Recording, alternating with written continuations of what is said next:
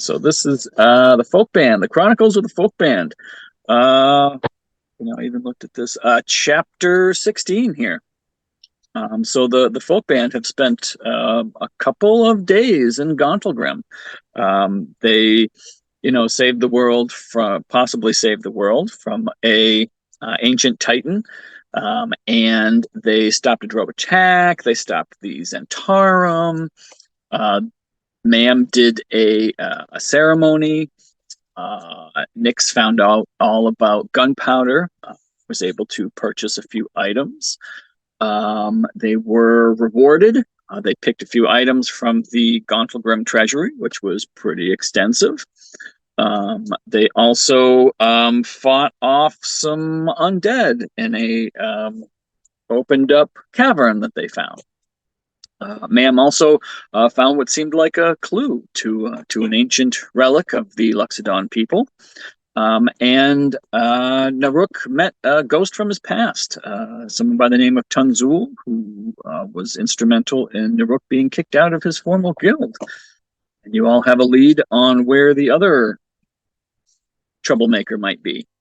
You had talked about some plans involving Salty.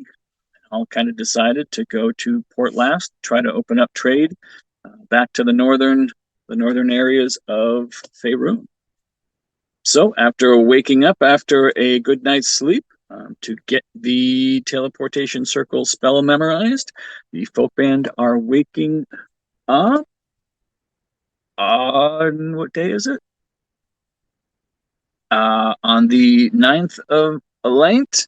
And gonna head to Neverwinter, apparently, to decide how they want to head to Port Llast, be it over land or over sea. So we are waking up here in Gauntlygrym. Any questions from anyone?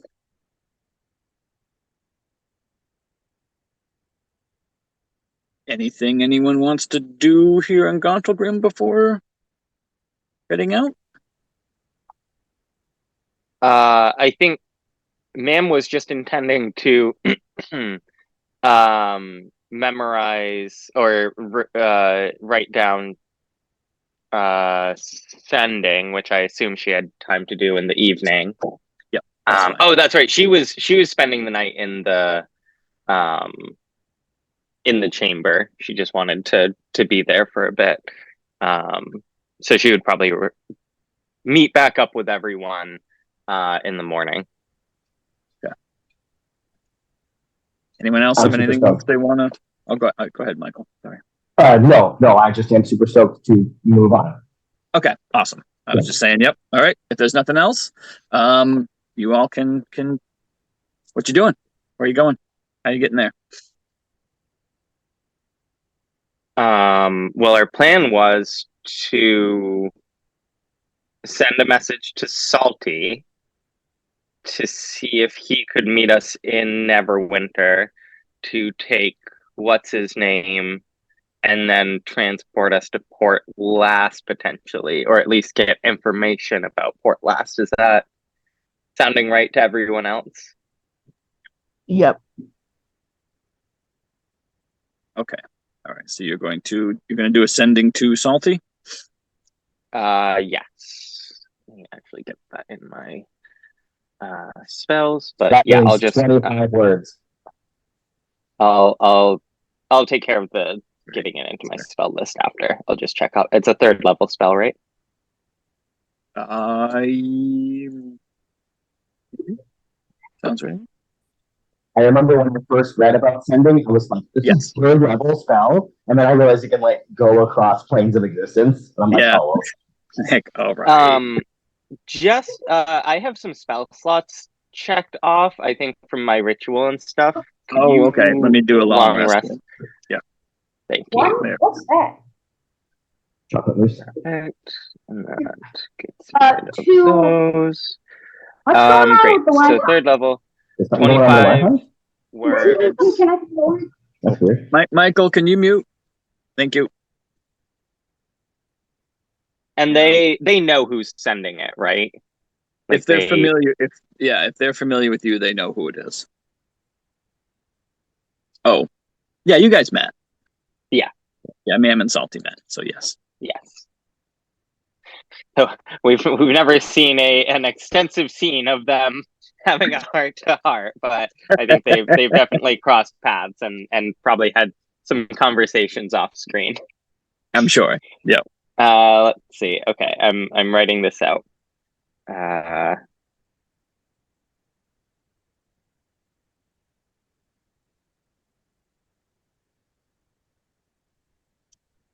I have to say, I thought it was funny that well, I suppose I should ask: has everyone seen the D&D movie by now? I think did last not, time- but I've seen a ton of spoilers.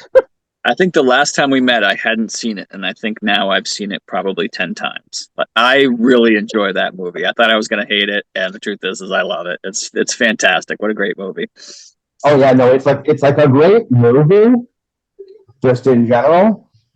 It is, and then there's a whole bunch of cool D&D stuff. But I will there's say, a bunch and of this like isn't nods. this isn't really a spoiler or anything, but I kind of loved that the way they did the sending stones is kind of the way we do it, where they're just basically walkie-talkies. Yeah. Instead I mean, of every you can live play cast D&D sending podcast has ones. their own version too. Like in Critical Role, they have the earrings. They're like fucking Secret Service earpieces. Oh, that's Yeah. cool. And then I didn't listen to the first full season, so I didn't know they had that. That's pretty awesome. I mean, I think in which was the other one I did?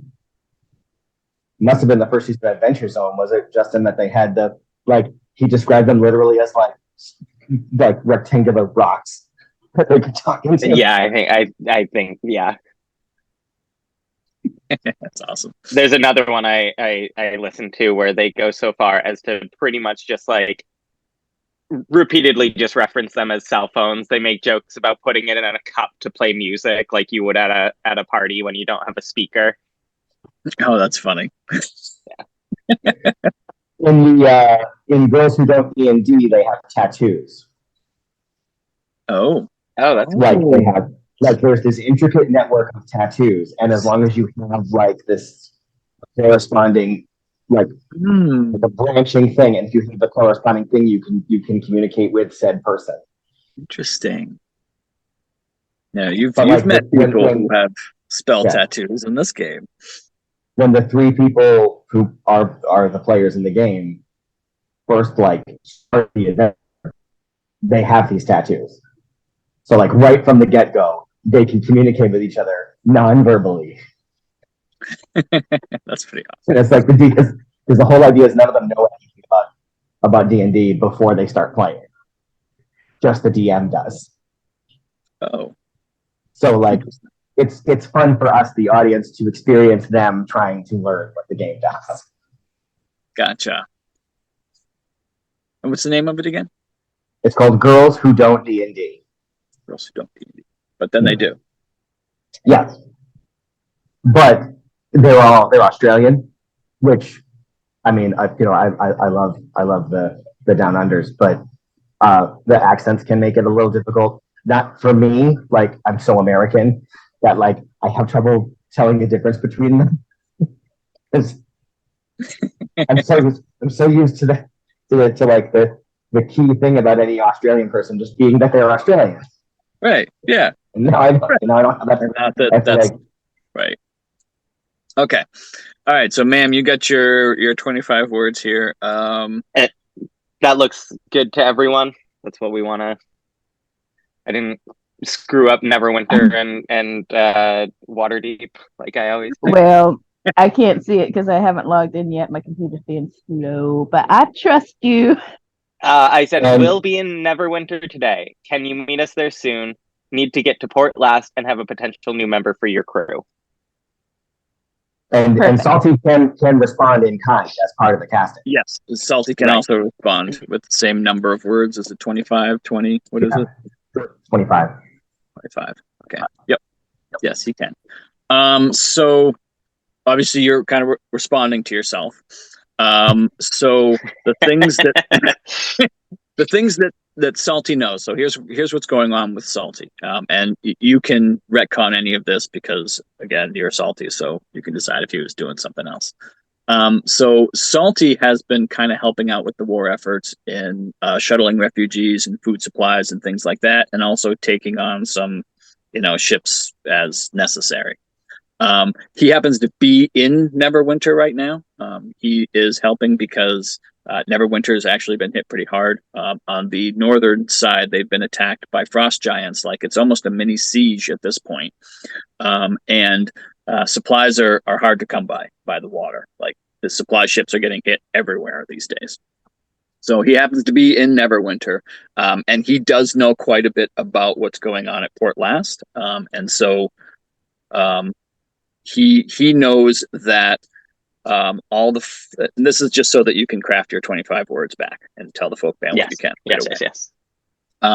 He knows that nothing gets past Port Llast.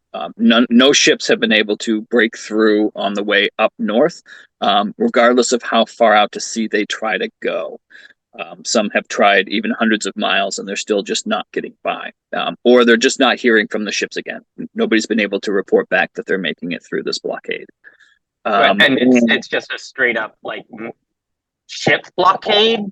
They don't know. They're not sure. Any ship that they send, just they don't hear from them again. Like they never arrive in Luskin, and they're not getting anything. They haven't tried sending any spellcasters with these groups because it's really it's food supplies. So they don't have any way really of communicating. They just wait till they get to Luskin so they can hear from their agents there. But nothing gets through. And there are frost giants in the woods, in the Neverwinter woods, and they're attacking caravans as well. So they've sent a couple of teams to try to see what's going on at Port Llast. One of them was ambushed and taken, and the other team was able to get close enough to see that the giants have pretty much just taken over Port Llast, and they're using what people seem to be still there. It looks like as slave labor to do, they're not sure what, but that's basically what's going on in Port Llast. So Salty can now reply with, his 25 words.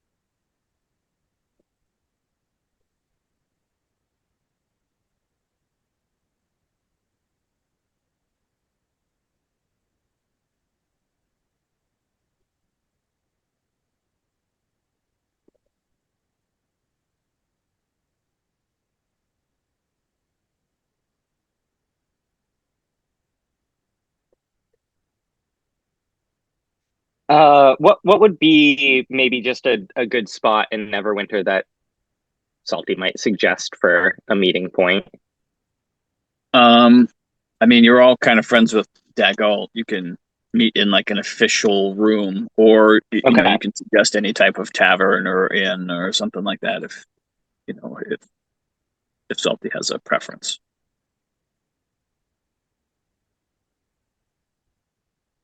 You can either say come to Neverwinter Keep, and there'll be like a meeting space ready for you. Or I remember so little of Neverwinter from the 5 seconds we spent there before we went to Lilith. And God, that was so long ago. Was. Oh my God, it was so long ago. How long has Mario been playing this? Because that was that he started playing during the siege with Rendor. Yeah. He came in just as you did your 10 days of downtime, or however much downtime. Right. He met us. That's right. He met us in Lilith. Yep. Because it was just after the whole Rendor thing that we went to Neverwinter. That's right. And that was so long ago. Yeah. I love you guys. I'm so glad that we got to play like this and for this long. And I hope we get to play like this until we are all too old to see the screen. I agree. I enjoy this immensely. I love this. Yes, I concur. I also severely hate the setup because I don't have my secondary mouse, so scrolling is like impossible. No. I'll get this set up eventually, but I gotta like clean out my room because I left it a disaster when I moved in. Do you I'm want me just so to sad you don't have your screen camera share? because we can't see you. That might be easier. Let me turn it on.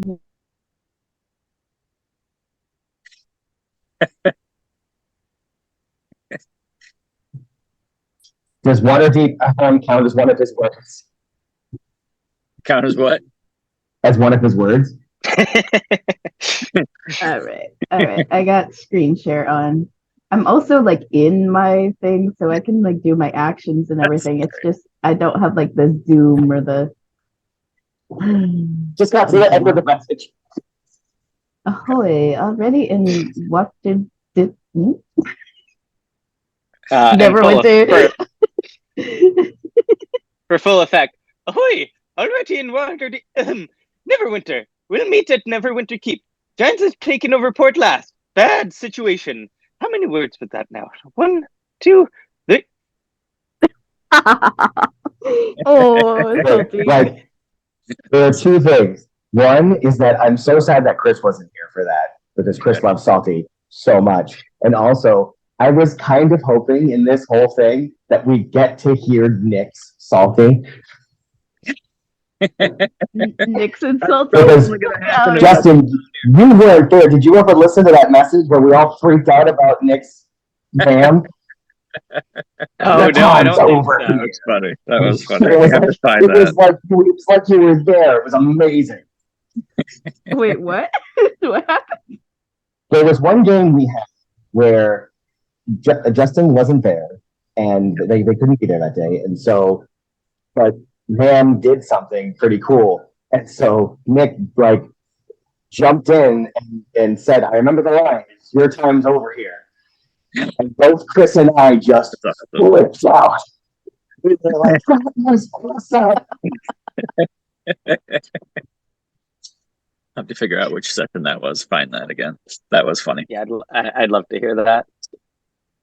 It might have been the one we were talking about where you just threw a storm giant. It's just a. I mean, I think just that's the only, as far as I know, aside from the very first session, that's the only session I've missed. Where were you at? I don't specifically remember this when I threw the giant. We were at Ryland. It was just before. It was just as the siege was gathering, and they like sent us a message, or something is how you. Yeah, we was in Ryland. All right. And it was. I remember now. It was just me, Chris, and Mario who could be there. So you didn't want to do anything, super canon. And so you just let us fight a frost giant, and we frickin' slaughtered it.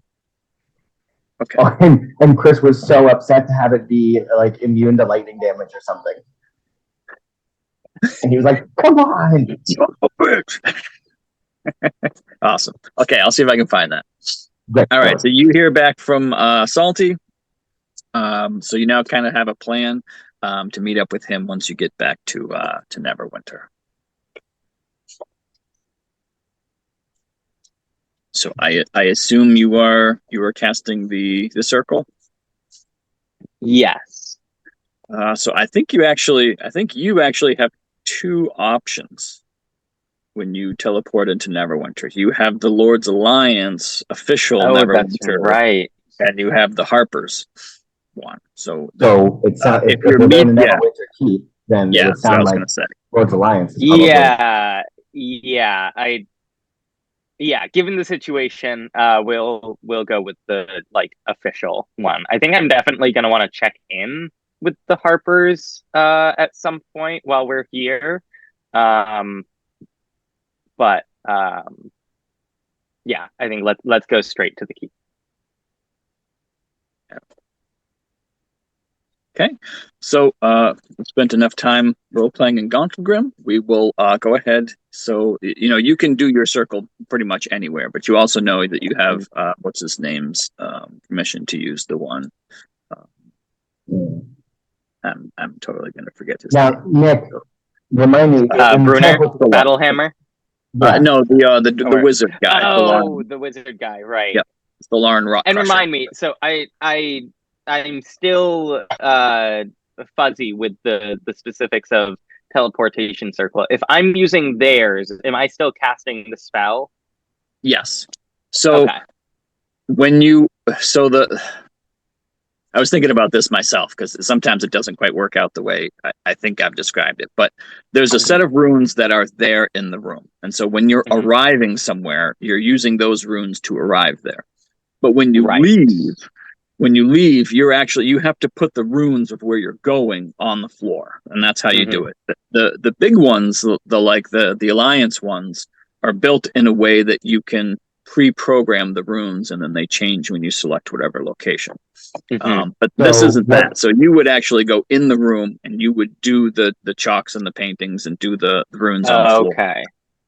And then when Okay. you leave, those runes disappear with you. So you're not like leaving Right. the runes behind for someone else. Okay. So So this Nick, is almost if we- like Sorry, go ahead. No, you go ahead. so this is almost like there's like kind of tiers of teleportation circles, if that makes sense. Like there's the kind of like you can cast it and it's like basically one-time use or 10-minute use or whatever. Then there are the ones that are made so that you don't have to draw out the whole circle every time, but you still have to cast the spell to set a location and give it the magic. And then there are the The ones that pre-do the runes also pre-cast the spell. So you can use it without casting a spell. You can use those without casting your own. right. Like the Stargate. Like the Stark, right? They're made like that. That they're magical. But this is one that already has. This just has the runes inscribed so that it can receive. It's not set Correct. up to. Okay, Yep. Got it. That makes So sense. Nick, Yeah. real quick though, I did want to ask. So if we use those two-way pre-programmed Stargate ones, can we Yeah. call them Stargates? If you want, you can call them whatever you want.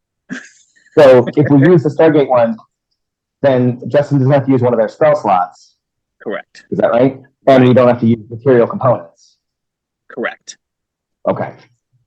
I don't think it has. Cool. Does it have material components? It Oh, yeah, has but I like the think chalks and stuff that you have to use to write out the runes. I don't. And they cost a lot. Oh, do they? Yeah. Oh, yeah. I remember Okay, because 50. I considered learning at Persuazo so I could cast it at the manse. Because if you cast it somewhere once a day for a whole year, that you can make a permanent one. Right. Yes. Then I realized how much it would cost. And it, Right. Could I just real quick say that I spend some amount of gold to get that stuff? Yeah, you're in a place. maybe. You're in a place where you can buy that.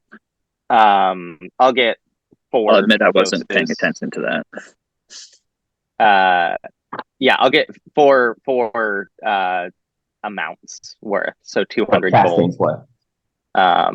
Yeah, and then I'll have 3 left over. Let me see this. That's annoying.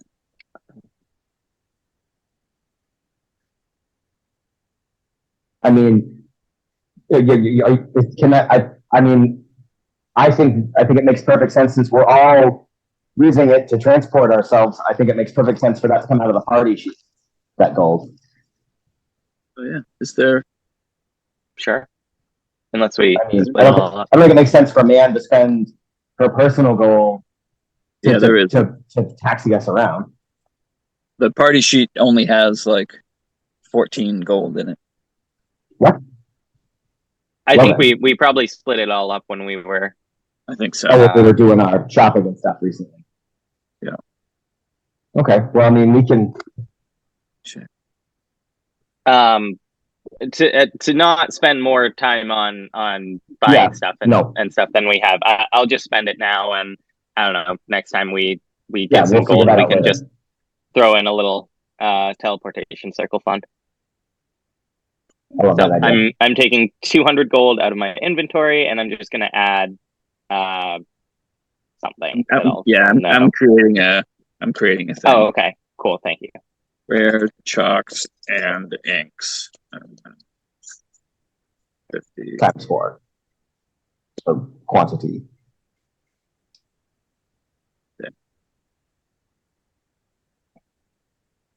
All right. So where's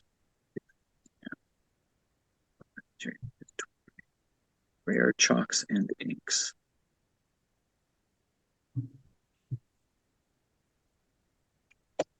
It's 4. Nick, I'm realizing I still have the black conch shell on me. Okay. Did you get rid of that? I don't remember, but I'm wondering what it does to the new inspiration rules if I were to make use of it. I would say the same thing. It gives you another inspiration. So it would allow me to have 2 inspirations on me at once. No, you'd have to use your inspiration and then use the conch to get it back.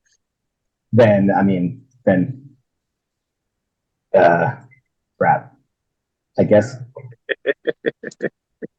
you know what? So we're in Gauntlygrym. They've got vaults and safes and stuff. I think I'll unload it on somebody. I don't want hags to be able to spray me. You don't want that? They seem so nice.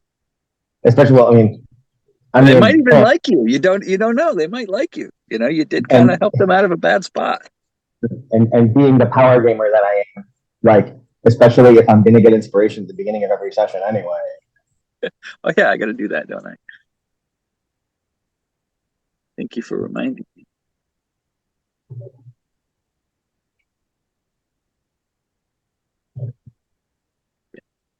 Okay. I mean, yeah.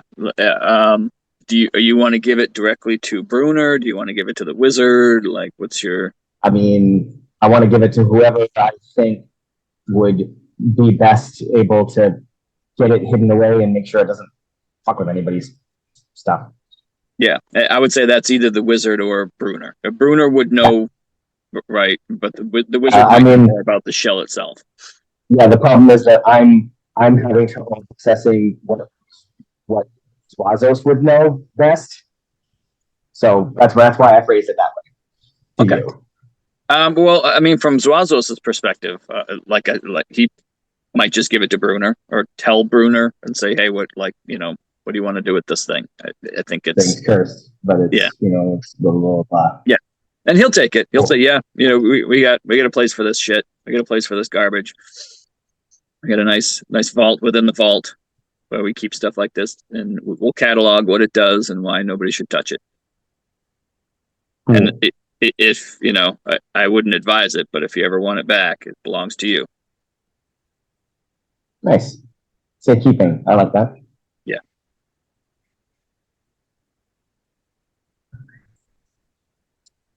Okay. Yeah, I didn't think it was worth like role playing. So. Yeah, I figured. Yeah, we've been in Gauntlygrym long enough. Yeah, no, fuck yeah. We can gloss over that. Yeah. How do I get that out of my inventory in that fashion is what I'm asking. Do what? I don't know how to get it out of my inventory. Oh, okay. Just delete it. Boop, gone. Yeah, no place to put it. Cool. Great. Hey. All right. Sweet. All right.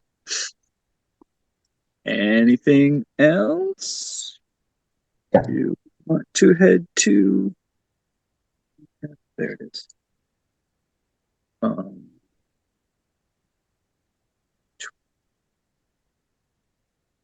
This.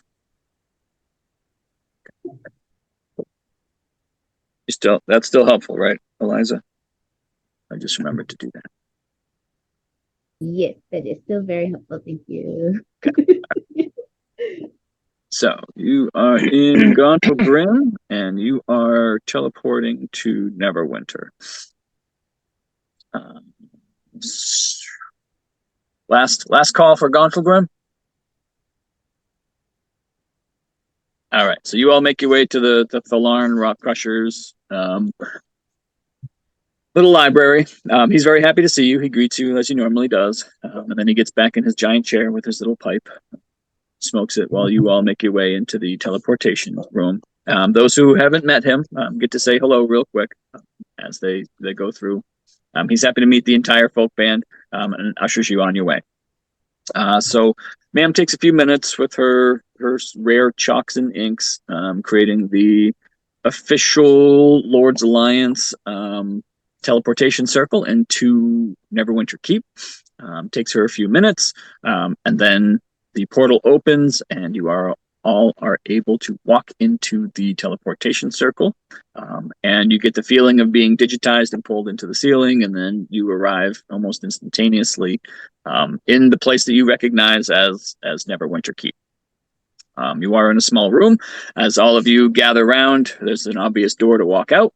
And you open the door, and as you walk out, there's a guard standing there, and he sees you. He recognizes you. Everyone, in Neverwinter kind of knows who you are.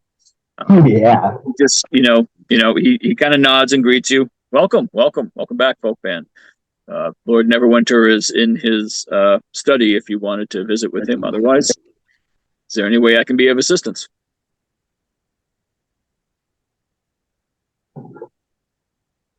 Is Stormbreaker docked somewhere? I'm not sure. I don't keep up with the comings and goings of ships here. But you're welcome to check with the dockmaster. He's down on the third level or first level. No, actually, he's down in the war room, I think. Let's do it.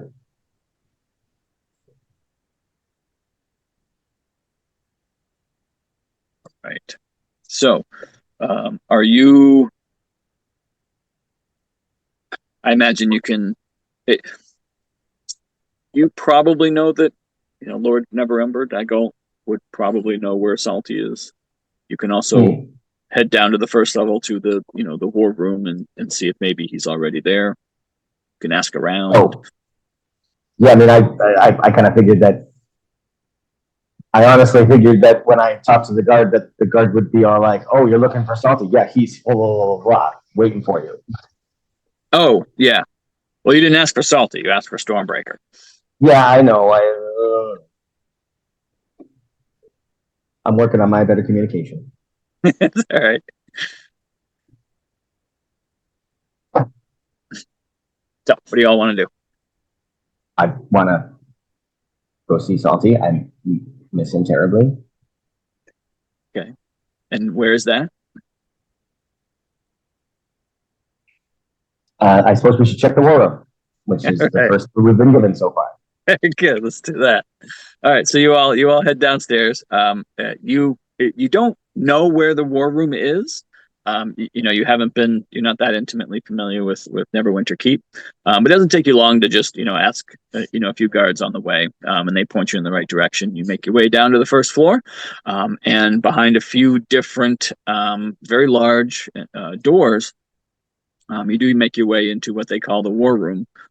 And you can see there's a few people around, and over in the right corner, looking at the maps, is your old friend Salty.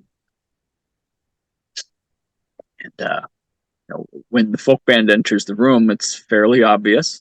Between Ma'am and Naruk and Vark, you tend to take up quite a bit of space.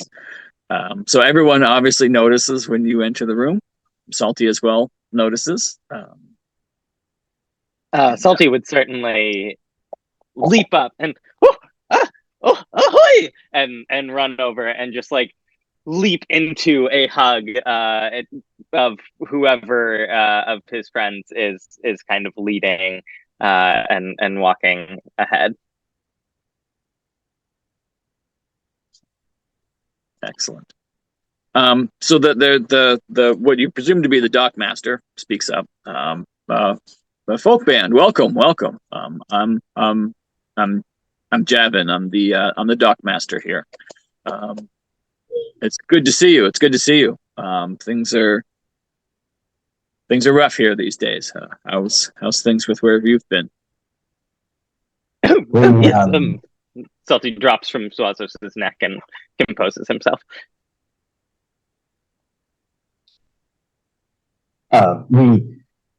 We got caught up in some Feywild time shifting. That's why we've been gone so long. There was little miscommunication about. We thought we'd go to the Feywild and time would pass by slower here, and we were wrong. Not sure how we made that mistake, but we're here now, and we want to help. I don't know much about the Feywild, but it's certainly good to see you. We're here now, and that's what matters. Are you here on any special assignment? Are you here to? I can give you a rundown of the situation here if We're here to you're on official business. We're here to deal with the situation in Port Llast. Oh, thank God. Yes. All right. That's fantastic. Good. What do you know? What can I tell you? I can, our efforts have been pretty fruitless here. We'll start with what I know. Port Llast was taken a few 10 days ago. The frost giants came in hard and fast. Port Llast isn't a very organized place. It's been sacked and rebuilt a number of times, and it's basically inhabited by the sailors who do fishing off the local areas there. It's known for some piracy, but no worse than most other places. But it's always been a place for ships to dock on the way north. And when the giants hit, it was fast. It was fast and quick. They killed off most of anyone who tried to fight them, and from what we've seen and heard, they basically just enslaved everybody else. They're running supplies back and forth to their ship. They seem to really just be pillaging. They've taken most of what Port Llast has to offer, and now they're kind of using it as a staging grounds to stop ships heading north. We're not really sure how they're doing it, but when we try to send ships around them, they just don't arrive. We've got some people in Luskin who are looking for them. Things are getting bad up there, but things are pretty bad here too. We don't know what might be happening south, but ships are just being sunk all over the place. We're not sure what's happening, but supplies can't get north, and we're hurting ourselves here. Food's becoming pretty scarce in the area, these areas these days. I'm sorry. Go ahead. Well, if no ships can get into Port Llast, then Salty, what do you think Stormbreaker's chances are? Would Salty have reasonable knowledge of? I mean, if Stormbreaker isn't any kind of special ship that would be able to break through any better than like a military ship, right? Yeah, I will say that Salty has not at this point tried any type of reconnaissance mission or breakthrough mission to get through. He's been focused on getting aid into Neverwinter and surrounding towns. So Salty will just kind of say, we haven't made an attempt. It's not really Stormbreaker's specialty. I'm not sure. Yeah, she's built for speed. Yes, and transport. Well, we were tossing around the idea of whether or not we were going to travel from here to Port Llast via land or sea. But if nothing can get there via sea, then I guess that answers that question. It's definitely more open, travel. You can stick to the Neverwinter Wood and then just come out. The Neverwinter Wood goes, I think it's about, there's 100 yards. Port Llast has it cleared for about 100 yards out of the gates, out of the wall. So you might be able to get through Neverwinter Wood and then just come out. But that's where the giants keep coming out of. We're being, it's not a full siege. They're not always here, but every few days or so, a couple of giants will just come out of the wood, and they assault our guards upon the tower. They throw rocks over the walls. They've crushed a few shops, and it just happens every few days or so. So we've been, kind of having to deal with that as well. So I don't know if they're just testing our defenses or if they're trying to just keep us, defensive here. I'm not sure what their plan is, but if you head out by land, you might encounter a few giants on the way. If you do, it'd be great if you can stop them. Well, Chris isn't here, but I can imagine Twazo's gesturing to Mark and being all like, "Giants? What? Like, well, yeah. How would you feel about running into giants?" And he'd be all like, I want to kill a giant. Yeah, sounds like going north via the water. We're running into giants no matter what. Sounds like we wouldn't be on our terms in that situation. I think running into a couple giants on foot and then having better entry point. That sounds better to me. "Let's totally do that."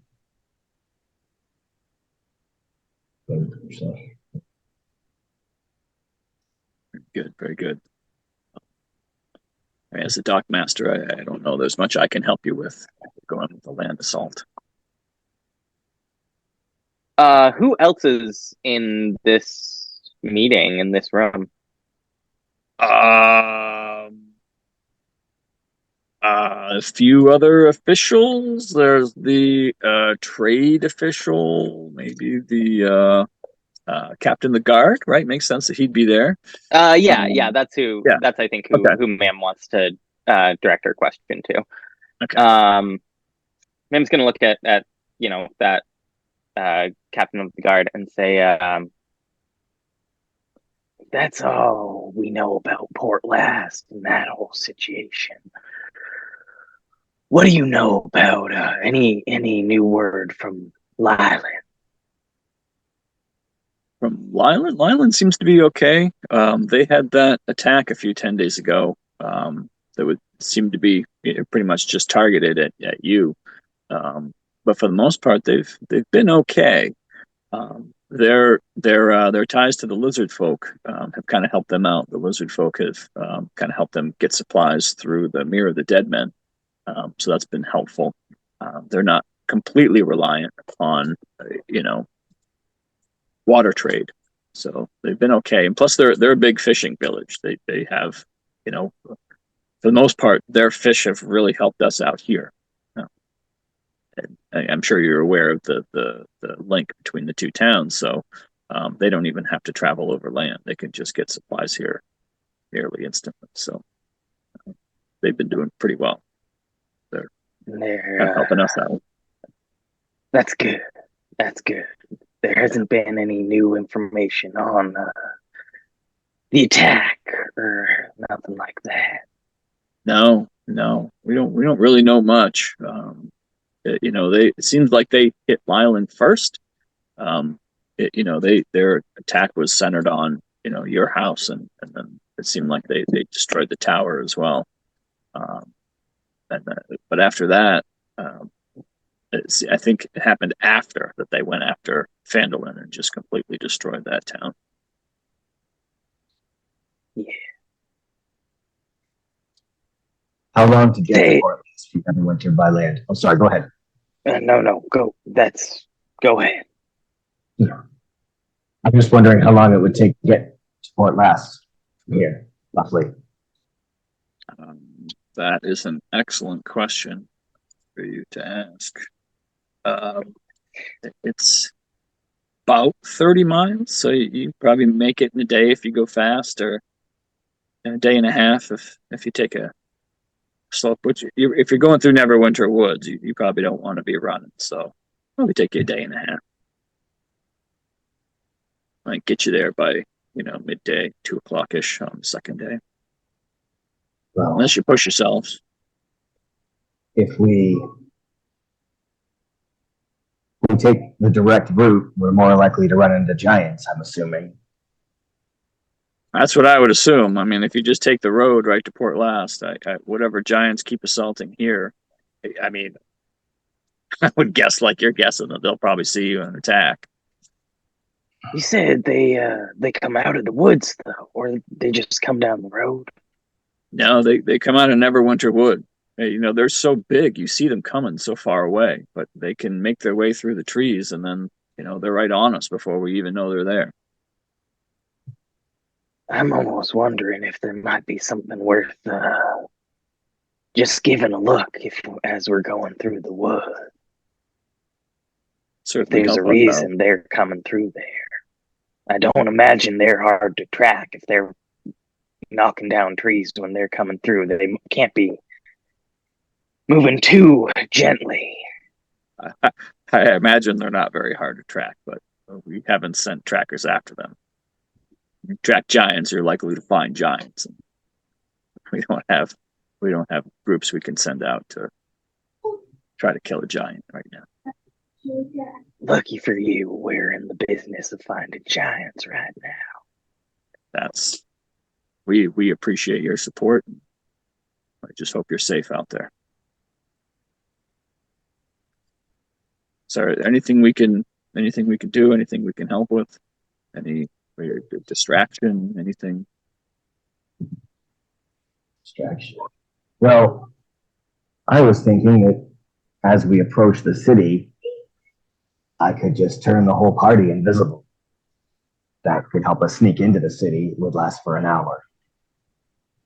Sure. But we'd have to get close. Oh, yeah, if you take the wood, yeah, you can get within 300 feet before, assuming they don't have, I don't know if they have scouts or, anything like that. But yeah, if you take the wood, or just go into the wood when you get closer to the port. Yeah, I think that's a real good possibility for us to get close. Let's do it. If we appreciate all your information and help, but if there's nothing else, do you think could the folk band have the room for a moment? Of course. That's all. We can clear the room. Yeah, sure. Yeah, a few people, kind of like look over the map a few more times, and people will clear out of the room.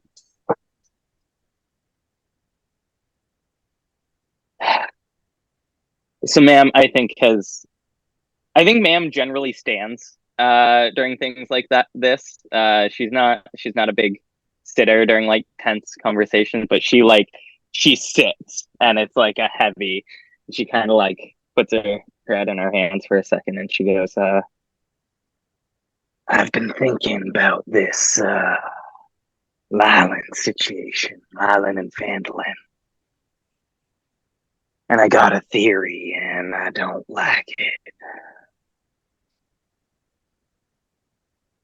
I think it was Ebb and Death. The timeline fits for when he would have come back. It was a targeted attack against us, wiping out our house and the tower where he was defeated, and then the town that you all helped establish. I've been thinking about it a lot. It would make sense. The dragon flies in, lays waste, nobody sees it in the middle of the night, and he's gone. It's the only explanation I can come up with. But how long were we gone? Feywild? I forget. I recorded it as 3 weeks, 10 days, a full month. but didn't we have a month of downtime after Ebb and Death? I'm trying to remember the timeline. I actually looked this up as well to try to figure out what the exact timeline was. So after Ebb and Death, you had a 10-day before you went to your big gala. Mm-hmm. And then I think it was the very next day after the gala that you headed to Everland you had spent a few days in Neverwinter, and you had heard about you got all your quests from the different factions, and Master Lila told you about the monastery, and I think you might have spent a couple of days in Neverwinter, and then you headed to Everland, and then immediately the next day you headed out to the Feywild. You spent what you thought was a day or two in the Feywild, and it turned out, by the time Varnock had reached you, it had been 10 days. They had been trying to reach you. And you spent another 8 hours or so in the Feywild after that. So it was about probably another 3 or 4 days after that you returned. So 3.5 weeks that you were gone. And that was probably, I think, 4 days ago that you came back to the material plane. And what's the timeline? From our knowledge of the phylactery, is that? Yep. No, I was going to ask about when the attack on Ryland and subsequently Phandalin happened during our absence. Because I thought it was early on. Originally, that was my original understanding, is that it was early on in our absence, that it had been 2 weeks since that they finally were able to get in touch with us. But I don't necessarily trust my own memory. Let's see. Because what is the timeline for the phylactery, Justin? As far as we know, it's within 3-10 days, which we are past 3-10 days at this point. Since we defeated Ebon Death. Yes. And so it's no longer than 3-10 days that a lich will kind of re-manifest. Well, I thought we figured that out beforehand, where he definitely reanimated at some point. Well, we didn't confirm it, but we went through the timeline and knew. Right. It was after that conversation that I started having this thought. There just hasn't been a moment for Ma'am to bring up her theory until now, and so I'm a little I had a very clear moment where I was like, oh my god, this is it. I'm not remembering exactly all the details, but yeah, this is Ma'am's been stewing on this pretty much since we had that conversation. The timeline seemed to line up in my head at that time. And so did we get any kind of clue as to where the phylactery was? It was a long ways away, right? Do I remember that right? The theory was that it was across the sea. Well, I think we got a couple kind of different thoughts, because some people said, I feel like I remember some people saying a lich probably wouldn't want to be too far away from its phylactery. So which would indicate that it's somewhere on the Sword Coast. Potentially. And so, but we also had reason to believe that it might not be on the Sword Coast.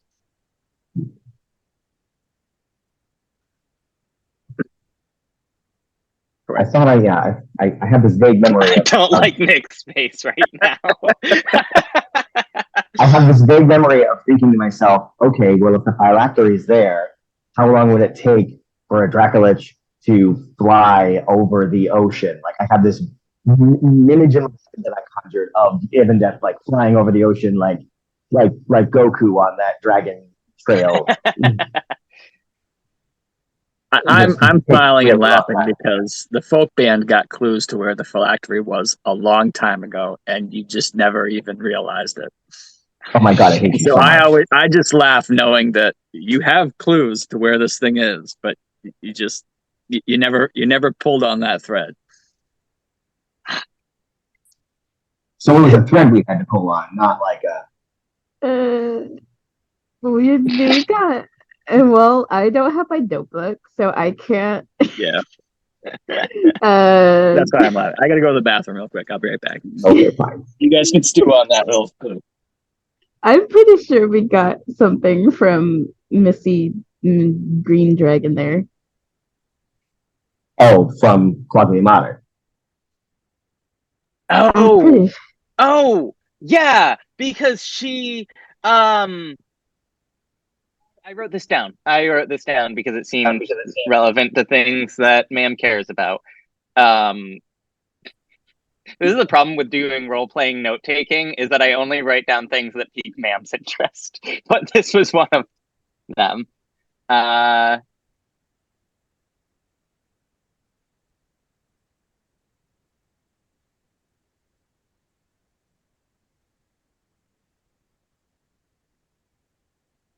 We have reason to believe that Gauntlygrym was with a group of dragons who tried to stop Ebendeth when he first rose. Mm-hmm. I mean, that sounds familiar. So I feel like that is that what you were thinking of, Eliza? kind of I remember like all the way back when we first defeated Ebendeth Mm-hmm. that she was talking about the fact that she had already defeated him before, and something across she said something about across the water, but she wasn't specific. And Okay. I don't I don't remember. Yeah, I remember the phylactery coming up in conversation, like direct conversation between the two of them. You mentioned the phylactery. Yeah, and I feel like she was the one who like put it on our radar that, hey, that has to be taken care of, and then we promptly forgot about it.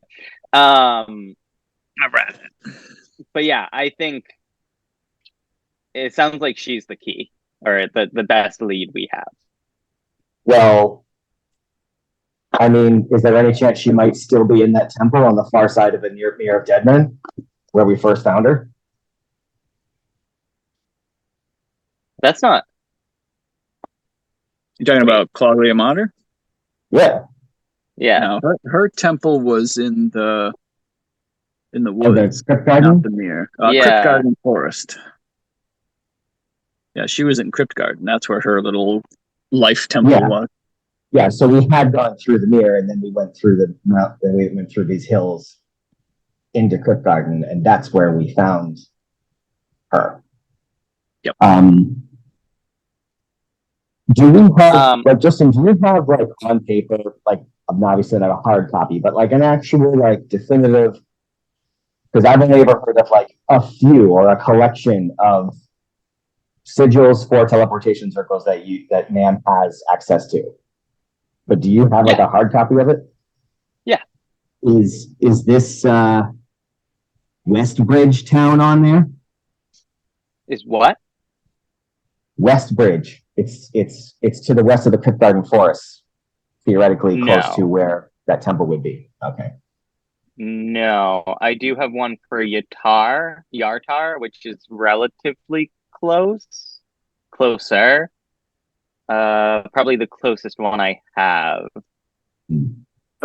I feel like we're losing focus on what we need to do right now. I didn't mean to completely derail. That's right. Like I said, Ma'am has just been sitting on this and wanted to put it on everyone's radar. And I think she'll say I know we got shit to do. I had to get this off. We gotta have it on our radar, but well, if you're right, more pressing matters. If you're right that even death's coming after us, it won't take long for them to find out we're back on the scene. Like, well, I don't think that the Folk are around. I don't think that Ebendeth. Hang on, how do I want to say this? If somebody wants to tell me that my theory is completely bonkers, please do. I would love to be wrong. You're not it's the only answer I could see. I think it makes sense. I just, what I'm thinking of is that if Ebon Death is coming after us, then he'll find us, and then we'll just kill it again. Get the phylactery that time.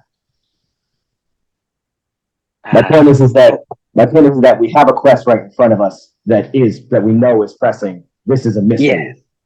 Yes. Yeah, I didn't expect to solve anything here. I just wanted to make sure we've ignored Ebon Death for too long, and we can't keep ignoring him forever. That's all. I understand. I mean, he is a Dracolich. We can't ignore him. I also just don't want people to starve. Nyx is like going through notes that Eliza doesn't have. Trying to like piece together like the Port Llast and the giants and everything else. It's like, yeah, that's the problem with this kind of non-linear kind of sandbox thing that Nick has us doing now, is that there's not really like a definitive like, oh, this is top priority right now. And well, I think top priority is making sure nobody starves. So yeah, I think that's what Brazos was getting at a second ago, is that Ebon Death very well could be a threat to us at some point in time, but we know that this is what's happening and that this is what we can. Yes, and again, ma'am didn't expect this to be any kind of resolution. Just like needed to mention it before it got even further from our initial conversation. So I think ma'am will say, all right, obviously we got a lot on our minds. Let's go do what we need to do today. And tonight, if I have the spell slots for it, I'll see if I can reach out to Gauntlygrym, get some information. It's worth doing. Let's do it. So we just have to form a plan of how we're going to actually make our way.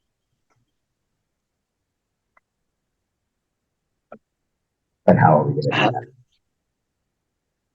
I like the plan of going through the woods, seeing if we can find some giants on our way. Well, I'm looking at the map, and so there's a knock at the door, and then just a moment later, the door opens, and you see Lord Neverwinter poke his head in. Oh, good. I heard you were here. I assume you don't mind if I come in? No, please do. Okay. And he turns and he says, yeah, come in. And Beaufort, his general, comes in behind him. And you know, Dagalt's immediately, welcome back. It's good to see you. How are things? Everyone's well? You all look like you're here. You look like you're well. Everyone seems okay. Good to see. Yes. Yes. I hear I hear you have your eyes on Port Llast. You're planning an assault. I brought General Beaufort here to help with any information that he has. And he steps forward. I'm not gonna mince words here. Port Llast is bad. I'm not sure if any of you have been there. And he kind of walks over to the big table, and there's a few like papers and stuff, but at first he walks over to one of the cabinets and he opens it up and he pulls out a rolled piece of paper and he comes out, and he spreads a kind of a map of Port Llast almost. It's very crude, but it basically outlines, and he says, he's like Port Llast, it has some rocks around its port, so people have to know how to get in and out of that port, otherwise you're likely to go aground on rocks you can't see. It's a great port. It also keeps the waves low in the port. I guess the rocks do that, which is why it's such a good port. It's been sacked a number of times over the years by different groups, so it's never been a solidly governed town. Because of that, the buildings are kind of strewn about, and there's a palisade wall around the entire town that goes from one section of the coast to the other. We assume the frost giants came in by boat.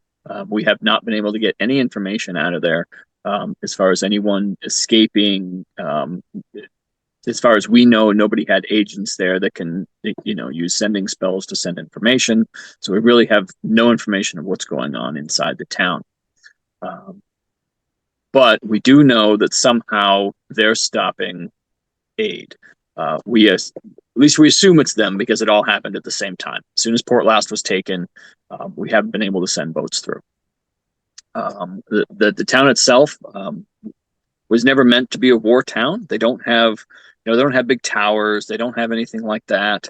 But them being giants, we're guessing that they'll be able to see anything, within line of sight outside. Port Llast did clear the Neverwinter Wood for about 100 yards in all directions from their wall.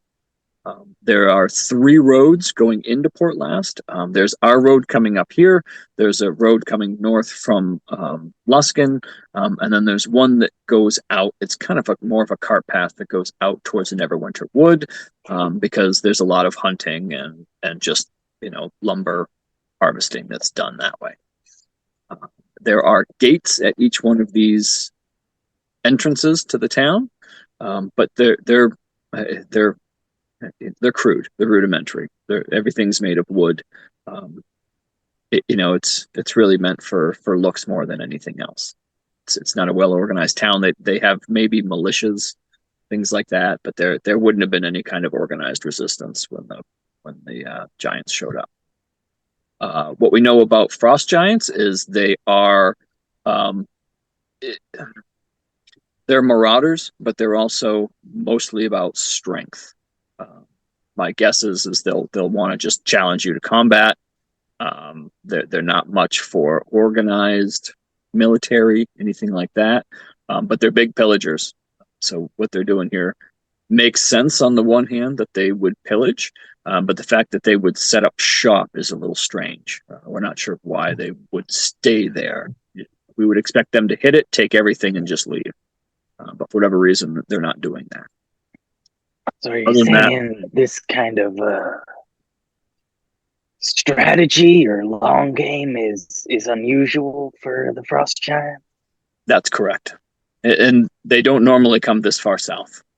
Even Luskin themselves haven't been raided by frost giants in decades. So we're not really sure why the frost giants would suddenly range out as far as they have it, or why they're holding land instead of simply taking what's theirs or what they want and leaving. Well, something I can't help but notice looking at the map is that the distance from here to the edge of Neverwinter Wood is only just a bit shorter than the direct distance from here to Port Llast. Yeah, the map is the map is a bit misleading. So the high road does kind of veer off a little bit towards Port Llast, and that Neverwinter Wood really goes right up to Port Llast. So this is kind of an old map. Is it?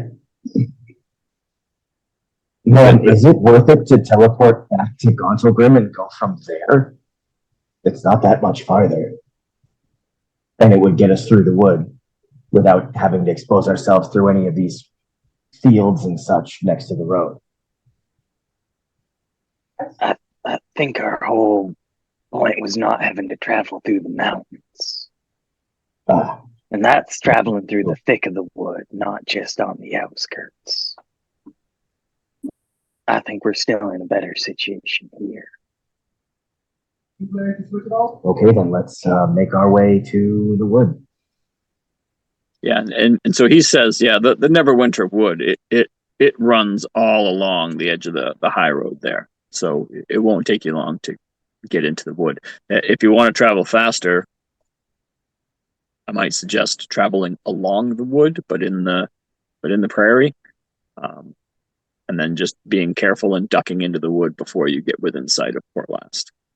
That would be my suggestion if I were to do it.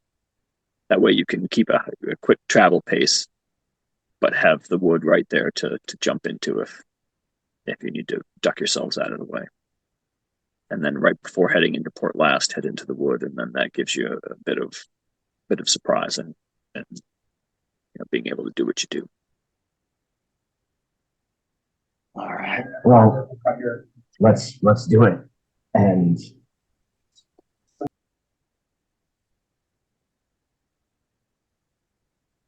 I had something else, and I got distracted. Sorry. We go. We travel to Port. Oh, what time is it? Is what I'm asking.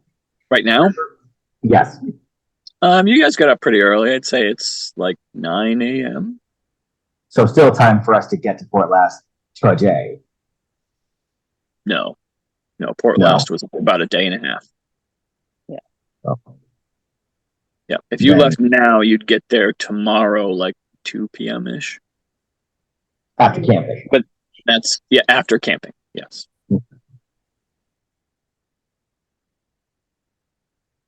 do we think that there's go faster somehow? do we think that there is merit in checking out where the giants have come through the woods? And Buford says, they come out in different places. They're obviously using the wood as cover to get close enough to just start lobbing attacks. If they just come down the high road, we'll see them a mile away. But they duck into the wood. They've come out north of here. They've come out a little more to the east. There doesn't seem to be one place where they come out of the wood. It seems to be different every time, so we can't necessarily watch any one place. You don't But they'll pop out of the necessarily- wood. They throw rocks. They'll take out a few guards. Typically, they'll spend maybe 5 or 10 minutes just lobbing rocks over the walls, big enough to crush stalls and some house roofs. And then they duck back into the woods, and sometimes they'll come back out the same day, but usually we won't see them again for another 2 or 3 days. But you don't have reason to believe that they're camping out in the woods or anything like that. Just seems to be their cover.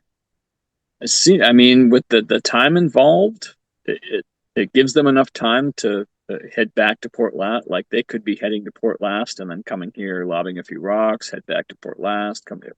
But I don't know. We haven't sent anyone looking for them because we can't. We don't have teams that could kill a giant, so we just don't go looking for them. Understandable. We sound alarms when they show up. We have archers that but I mean, we're not equipped to face giants. If they came at us in any kind of force, I'm not sure what we would do. We have, the moonstones we assume would help us, but they keep a pretty tight ship in there. We might be able to hold it back for a little while, but honestly, I'm terrified of what would happen if the giants attacked us in force. All right. Well, I think we have our plan. It sounds like we head up the road north. We stick kind of just to the edges, duck into the woods if we need to. Though I think our prerogative is probably to take down any giants we see rather than hide from them. But we'll assess the situation and get to Port Llast when we do. Let's do it. Let's go. All right. Anything else you want to do in Neverwinter? You heading right out? I mean, we don't need supplies or anything. There wasn't anything that we were hoping to find that we didn't find in Gauntlygrym. Is that correct? So. Yeah. Okay. All right. So are you heading out of the north gates that go along the high road? Are you going out some other way? You hop in the wall somewhere. I mean, I think the north gates are probably just fine. Yeah, I think the north gate. just walk out and stick to the woods. Nick, did you remind me? Did you at one point say you were on board with the multiple Phantom Steed caravan ritual casting? I mean, it's legit, right? Like you could do it. It takes a little while to set up, right? Like it's just right, like I think, it takes an hour basically the before. first hour is, like I spend 10 minutes casting mine, and then I can start casting other ones while I'm on the steed, and Yeah. after the first hour I should have enough. Although can Bark even ride I think it's technically warhorse stats. Yeah, and I think well, It's yeah, the Phantom Steed doesn't magical. count. Why not? I mean, the rook's not much smaller than Mark anyway. That's true. All right. I think What is this? What is this again? Phantom Steed. Phantom Steed. Phantom Steed. Blah blah blah.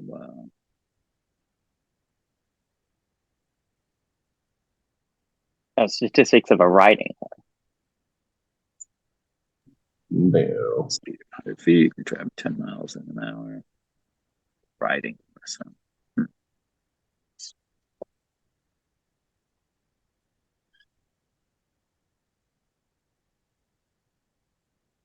It doesn't say. I don't think it says anything about how much it can weigh. What do we got here? What do we got? This down. This is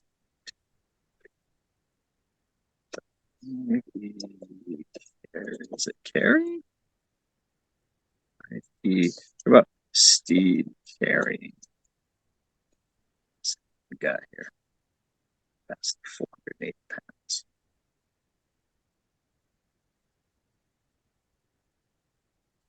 I don't know. I feel like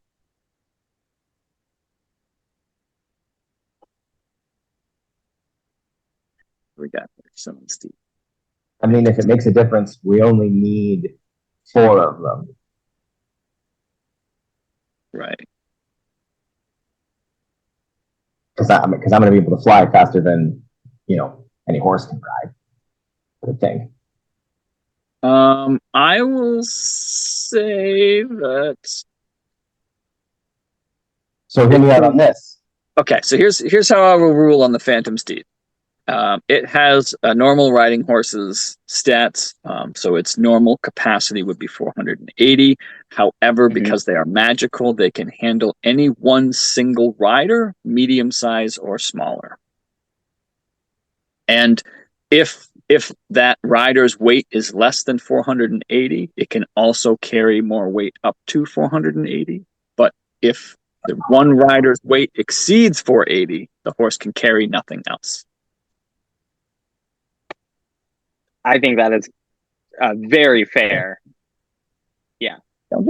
Yeah, because I was a little surprised to find out how big, Naruk and then subsequently Bark were, because like was my understanding that there was somewhere in the text there was some kind of declaration of how much any medium-sized creature could actually weigh. Yeah, I mean, a little bit of that is ridiculous in the fact that their strength wouldn't allow them to carry that much weight. Like they can't even carry their own weight with their strength. So some of that's kind of like, okay, you weigh 700 pounds, sure you do. Like, okay, that's fine. But for most tangible, real world reasons, they're medium creatures, and that's fine. The giant's still going to be able to pick one of them up and throw them, regardless of whatever they think they weigh.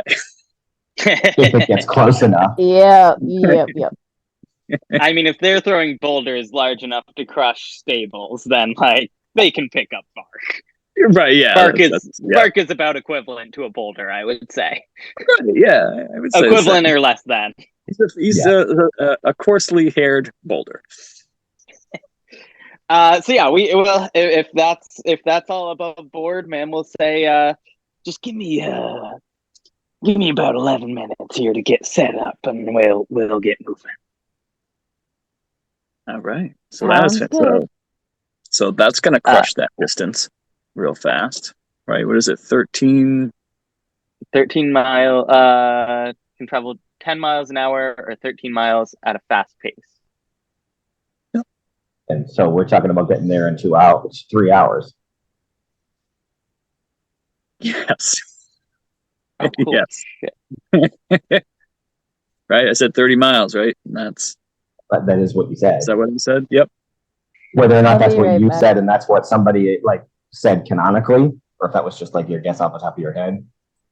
I think that was. You're- I think I used the little Faerun map thing to say that's how far it was, right? So I ished it. Oh, I think I said 40 miles. That's why it was taking a day and a half. It's like 42 miles. Oh, to go through the woods. No, well, it's a straight shot. So Oh. it would, if you actually go into the woods and you travel in the woods, it'll probably take a little bit longer. But Let's go. Let's Travel's do good. it. We'll get My there by very midday. crude measurement of doing this with my fingers on the computer screen, comparing the distance. I'd say 40 miles seems about right. Yeah.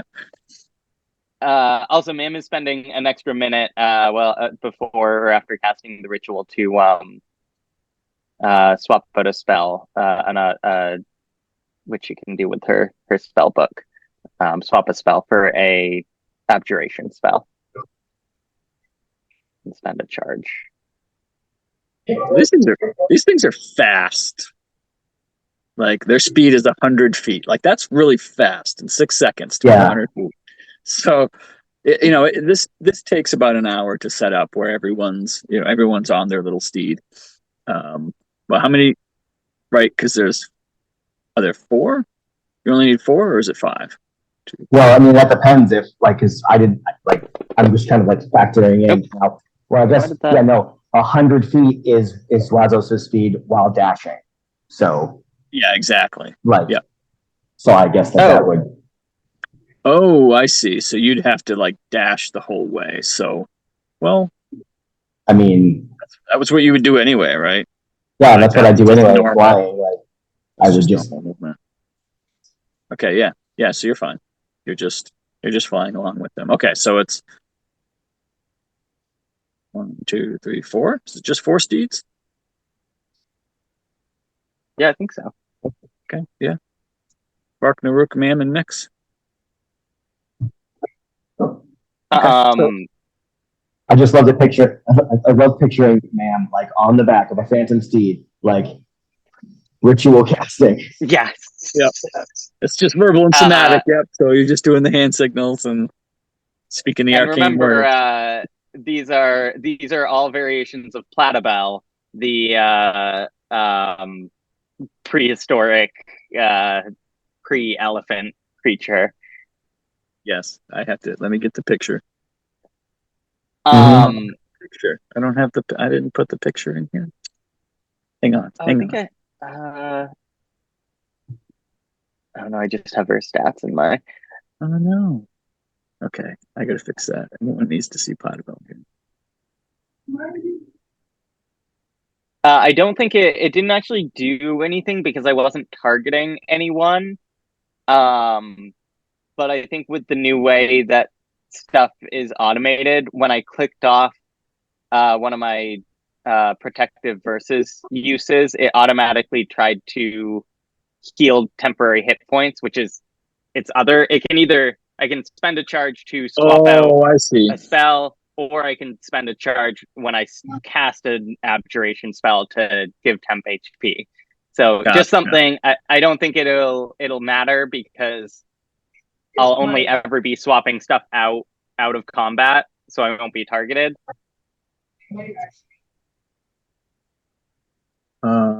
Actually, no.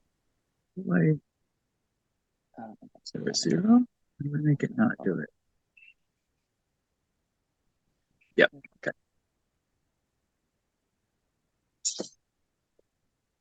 There. Okay. So now you can hit the cast thing, and it won't automatically do the heal. You can do that. Oh, manually. Awesome! Thank you.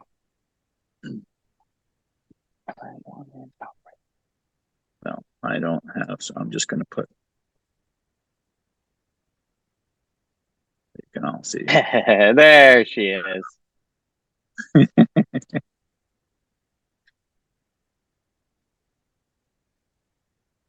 I'll work on getting a picture of Platybell on her stat sheet so we can share. All right, so it would take you 40 minutes to summon 4 Platybells, and then you'd have 10 minutes of riding time before you would then start having to cast it. So every 40 minutes or so, you get 10 minutes to just kind of relax. Little 10-minute break. That's right. But they do go 10 miles an hour. Well, are you going at a fast pace? Or are you just going to go at a medium pace? I would think just a regular pace is fine. I mean, Yeah, we're covering plenty of ground. Yeah. Okay. So in that case, it would take you 4 hours to get to Port Llast. So I would say about 3.5 hours until you get to a place where you would want to not come charging into the gates of Port Llast.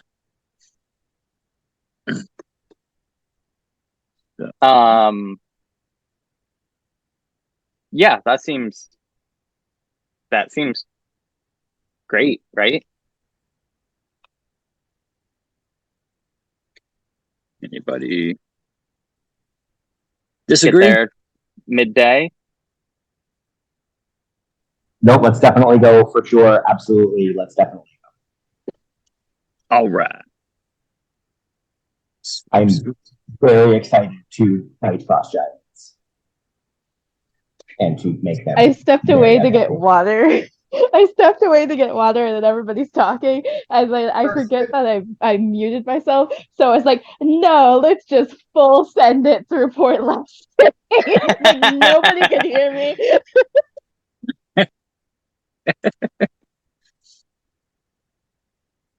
Found it. So,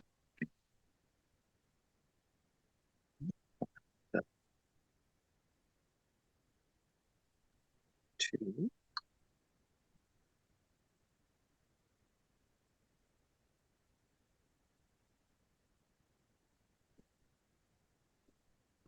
There. All right. Now I can share. There we go. That's what you're writing. That's what everybody's writing. Look at that beauty. Aww. Vladabelle. I love Vladimir. it. Oh, Like, oh my gosh, she's right. Hang on, wait. Wait. This I'm so sorry to stampede derail it. by the Belladons. But look, it's also slightly nightmare Oh. fuel if you didn't know what it was. That's nice. That's Yeah, slightly. Just to see like like the platypus bill or like the almost like alligator like mouth, like for any creature that doesn't know what this is, it's gonna be their nightmare. Right. You see Bark riding this thing coming at you with a look on his face. All right. So The it takes about Giants three. might reconsider. people can make Yes. sure that whenever I use a big. So the trip takes about 3.5 hours. Is there anything particular about the trip that you would want to do or be careful to do or not do or anything like that? Are you on the road? Are you right against the wood? Is one of you going ahead? Or I think we definitely stick together. We definitely do not separate. I think we'll follow the one guy gave his suggestion. He's like, I would suggest that you follow along the edge of the woods, blah, blah, blah, blah, blah. So I imagine we do that. The only thing I can think of is it would cost me a 4th level spell slot to turn the whole team invisible, the whole party. And so, like, that'd be worth it to necessary. me. But invisibility only lasts how long? An hour? It lasts an hour or until you attack or cast a spell. Right, but we're going to be on the road for. Yeah, I think you meant once you get there. Yeah, I'm saying like when we get close, we could turn the whole party invisible, and we could, kind of make our egress that way. I think when we get close, we and can maybe get a lay of the land a little bit. That's probably not a bad idea. My only other thought is if we could if Swazo's not flying ahead of us, but higher up, just to keep an eye. I imagine if giants were going to be coming through the woods, you would be able to see the trees moving. So you being up high might be a good vantage point for that. Yeah, I was thinking the same thing. It And also then makes was you a notice. It's like That's a good flying point. a flag above your party. Yeah. Just Mm.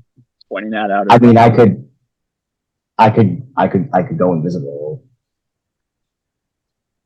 If I mean, I definitely agree with the lookout, but I don't necessarily, unless you are so high in the air that they can't see you, which we've already had that issue before where you were flying so high it took you like 3 turns to get back down to us to even help. Like, that's a good point that I had forgotten about. So thank you for remembering that, Eliza. I guess I'll. You know, So hi, I'm making a they're gift. giants. We're gonna hear them coming. yeah, I don't know I that think we if we need. just keep, and I think if we just have lookout turns, like I don't mind Nyx spending their time watching forward and somebody watching our tail, you know. Right, and we didn't go fast pace, which means that we should. I don't know exactly the mechanics, but like should still, I think, not have disadvantage on like perception checks or something. Yeah, perception, stealth. Yeah, Right. I think that's So yeah, I think just stay together, keep lookouts ahead to the sides. Mam's gonna be busy in her book, so she probably can't be looking out, but others can take turns. spend 10 minutes an hour doing something else. Okay. Well, yeah, 40.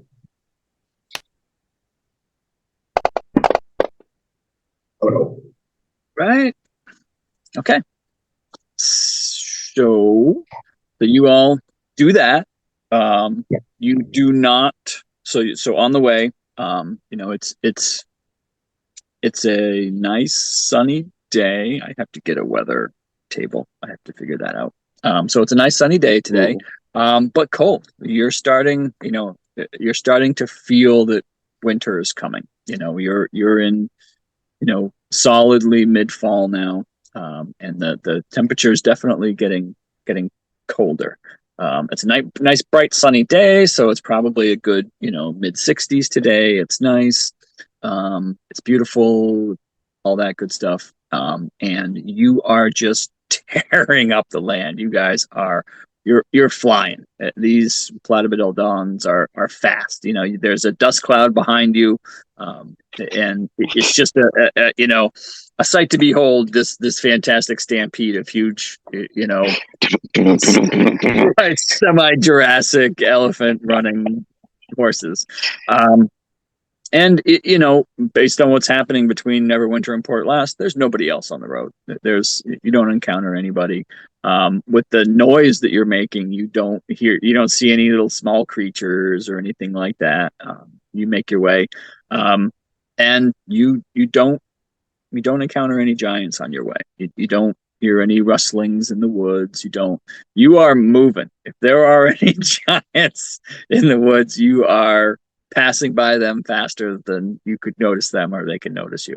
You are moving. That may or may not have been the case if you were moving slower. So when you get closer to where Port Llast should be, you do start to see to your left, like you can start to see the cliffs in the distance, because you know that the whole kind of coast up from Neverwinter to the island is very rocky. It's hard.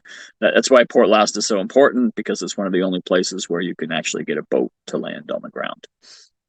So you make your way to where you think Port Llast is, and as you start to get closer, you think you're probably within a mile or two of where it is. You can start to see up ahead where the road turns and where a bigger clearing maybe ahead. So you're pretty sure this is where you want to stop. bust out of the road right into Port Llast.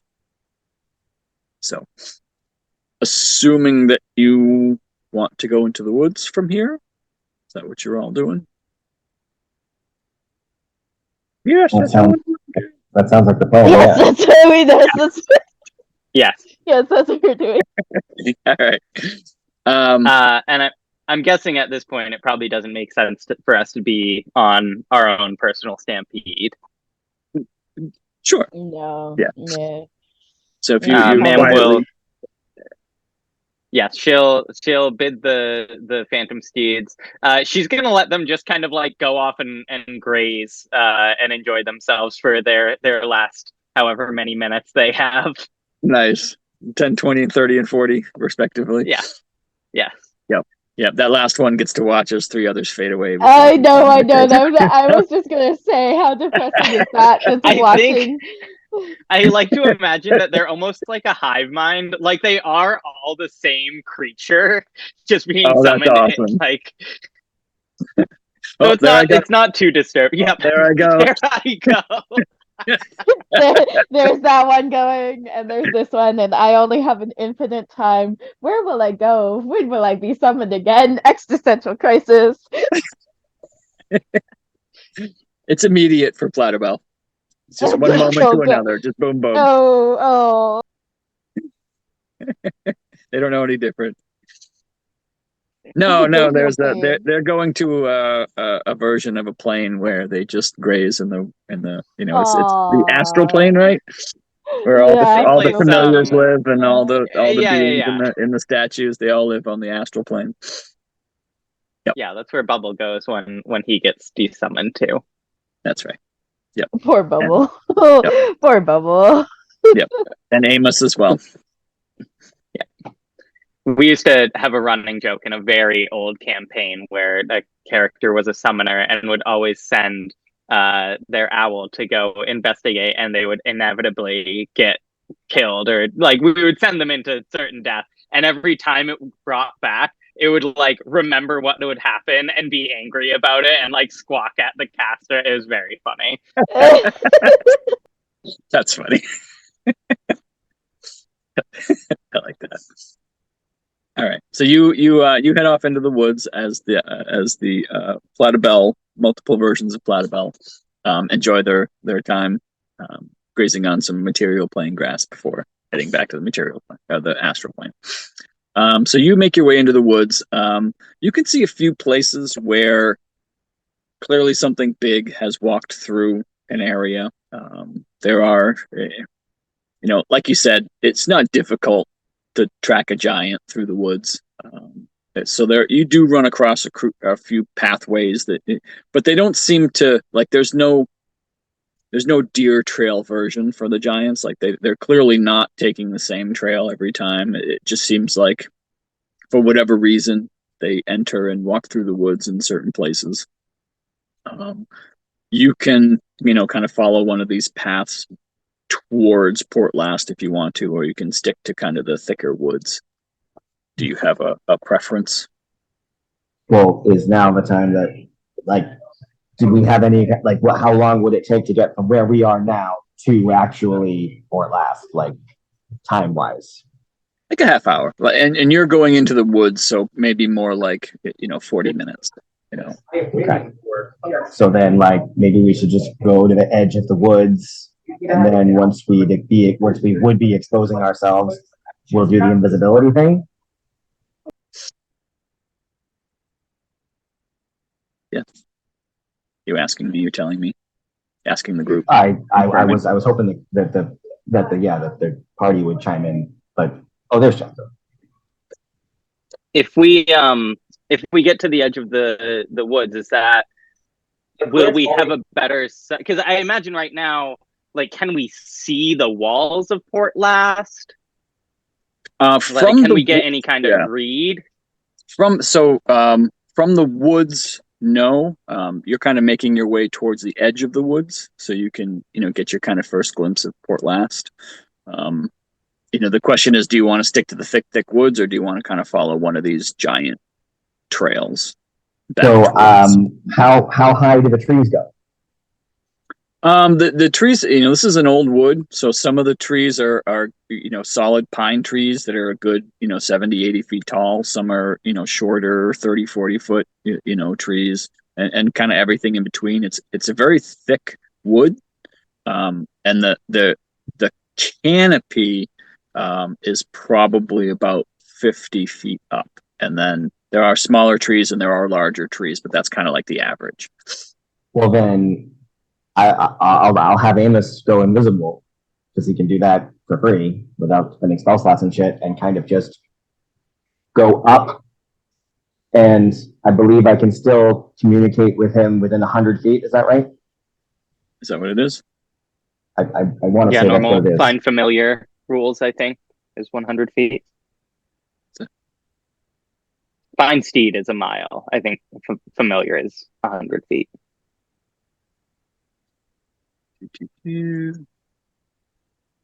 Yes, you can communicate with it telepathically within 100 feet. Yep. So yeah, so I mean, like, he can go up above the tree line and maybe even like be able to get like a downward view into the walls of the city and see if there's activity or anything like that, like what's happening. Yeah, are you heading towards the edge of the woods? Are you doing that from here? Like, you'd have to go really far up to see 30 minutes away over a wall. Yeah, no, that makes sense now that you say it like that. I think we're having. I think everything we're doing is a little premature. I think we need to keep going. And Nick, you asked thick woods versus not thick woods. Yeah, do you want to like take one of these beaten paths towards Port Llast, or do you want to stay in the thick woods? It's probably the difference of 10 minutes. Easier walking versus. I think at this point, maybe we try to cover ourselves as best we can. We stay in the thick woods, get to the edge where we're close to Port Llast, and then get a lay of the land. And that's when maybe we have the discussions of, I'm guessing that's when we would consider invisibility. But if we come across a situation where it's like there's a bunch of guards at the front gate that we're immediately going to engage, does it make sense using a 4th level invisibility? So I think we wait till we can at least get eyes on the front gate. Yeah, and you can keep Amos invisible above you, so he can kind of keep an eye, on the surrounding area as you make your way. Yeah, perfect. Let's do that. Okay, all right. So you do that. So like I said, it's thick wood. You feel pretty well covered. You feel pretty well. I'm not going to make you roll stealth rolls. You make your way. It takes, like I said, about 40 minutes. So let's see. You started around 9. It took an hour to do the casting. Another 3.5 hours. So I'd say right about 2 p.m. You get to where you can kind of see through the last layers of trees and brush that the opening, that the clearing before Port Llast is coming up. And Amos confirms that. Amos can now see there's a good 300 feet of what looks like, stumps and small grasses and some shrubs, but basically, line of sight from the wood to what looks like a very kind of crude palisade. It's a bunch of, sharpened wooden sticks, but they don't seem well maintained. Some of them are, fallen over. There's probably a few places where you could just simply walk through the wall. There are, from your vantage point here, you can see 2 gates. There's one that is just south, and then there's one that's off to the easternmost part. I believe you understand there to be another gate to the north, but from here, you can't necessarily see that. Yeah, and he does see the giants. The giants are taller than the walls. He's kind of looking around, and he can see that there is at least one giant at each one of the gates. But they don't. To Amos's eyes, they don't seem to care much if, like, what's going on around them. Like, they're not. Amos has seen soldiers and he's seen guards, and these look like giants standing at a gate. they're not like, scanning the area. They're not like, they're just kind of like ho-humming it.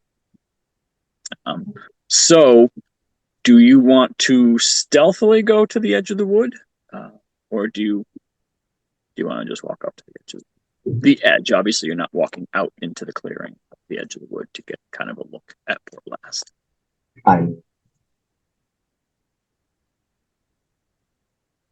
How many giants? Just two? No. Amos sees. He starts counting because the area is. It's kind of a large area. It takes him a little while, but he counts out 10 to 14, 10 to 12, something like that. Giants he can see kind of walking around. There's the Port Llast area, and then off to the leftern area, off to the left area, there's like a small island. And then in the bay, there's like this huge, just ship, just huge. Okay.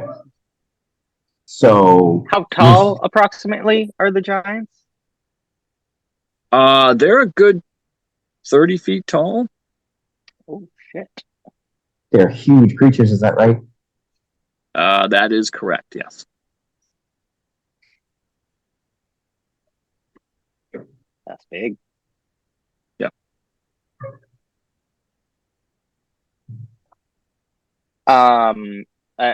Man will probably be talking to Zwazos to get information from Amos. Do they? I mean, if Amos is able to see, what am I trying to ask? Does it seem like there is a way that we can fight them not all at once? Or does it seem like as soon as we start fighting, they will all be aware? They're spread out, but again, like they're pretty visible walking around. Right. If one of them were to, I don't know, like engage or start fighting something, like it would be pretty noticeable, you would think. Right. But you don't know. I mean, yeah, I'll say that. So then, I mean, we have bottles of oil, right?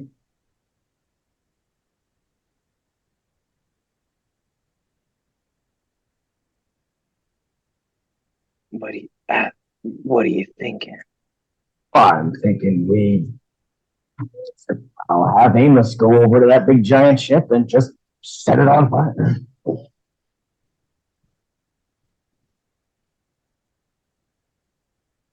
Well, we don't know if that's friendlies that have been taken over or if they're enemies. Well, I mean, the way that Nick described it, it sounded very much like the ship of giants, like a ship that giants would use, like a giant's ship. Like that's how it's definitely big enough for giants to like ride. Do you ride a ship? Sail, yes. It's definitely big enough for giants to sail. Thank you. That's the word I wanted. We don't necessarily know if they've brought people from the town aboard. That's I true. think we want to play this a little bit safer. There's lots of people at stake here. Well, we certainly can't just go in there guns blazing, as much as I'd love that.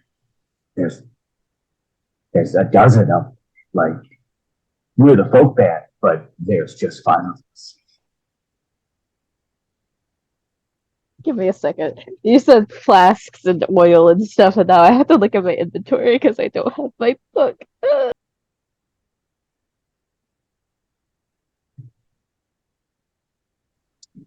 What about one of those things of gunpowder?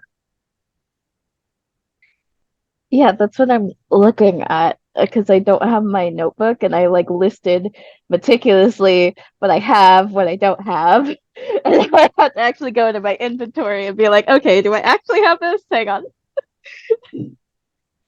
I'm I just don't thinking see like, any oil. So let's address that real quick because I don't see any oil in your inventory, Nix. But I know that you said you were going to buy like wicks and oil and stuff like that. Yeah. So I do want to plus make we have, I like, mean, we have the alchemy jug, so we can at least get one Oh. flask's worth of oil. there you go. Yeah, you have an alchemy jug. Jesus. So, but yes, that takes time. So Nice. oil flask. I know I bought oil flasks and wicks and all that. I just Yeah, the wicks are. It's just hemp rope. They just make them out of hemp rope. So you would just have to have, and you do have 50 feet of hempen rope, and I'm gonna say 5 flasks of oil. sounds about right. Okay, all right. So I put that in your inventory. So, I'm just wondering if there's not maybe a way to, like, how do we do this? We're not a siege kind of group here. Like,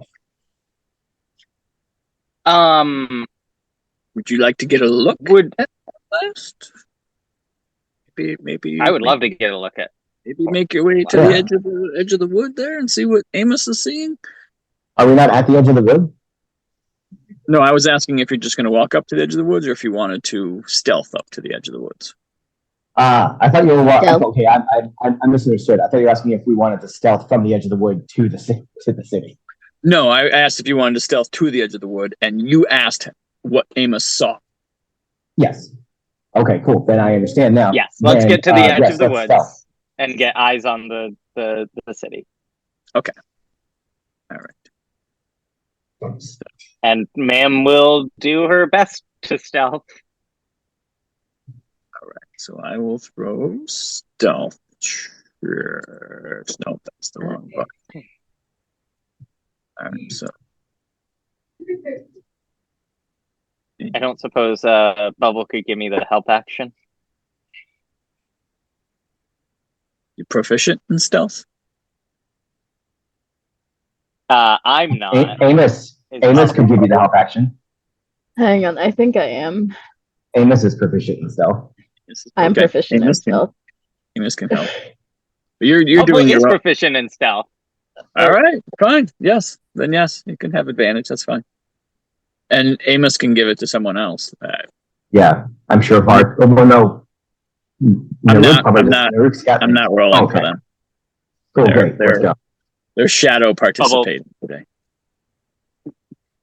Bubble perched on Ma'am's head, just like Ratatouille Like- style, like Covering her up with the wings, like you can't see. You can't see her.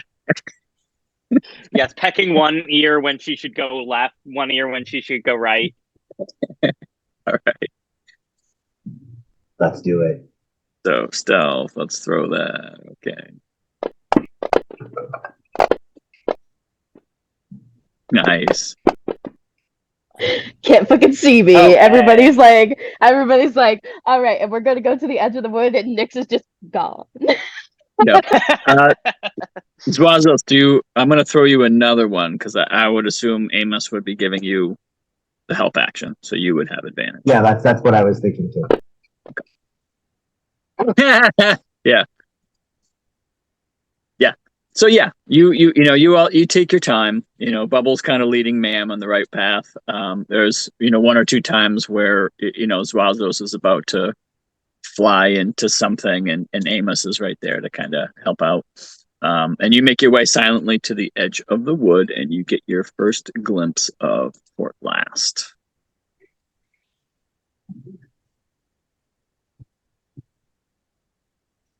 And why don't I go ahead and take line of sight off so you can see it? All right. And Damn, that's a big boat. That's a big boat. Shit. Wow. come on. That's frustrating. Okay. So And Nick, we're to the north, is that right? you are this way. the east. Okay. Right. The north is kind of tilted on this. And I have to, apparently, where I put all these giants didn't work out, so I have to replace. And I'm having Oh, the to reset like the town whole scene looks. in my head, because in my head I was picturing it being night. The I don't know town why. looks destroyed. The town looks destroyed. Do you see all the buildings that are like? Yeah.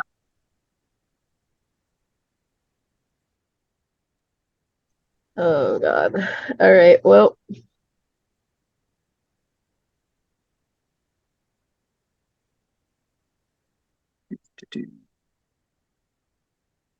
I do have one pot and then like 5 little clay urn things, but I couldn't afford enough to get like kegs of gunpowder. So we have to be strategic. Would ma'am, with her knowledge of giants, know if frost giants can see in the dark? That is an excellent question. History check? Yeah. With advantage? Let's do a history check. I'll throw one at you. History.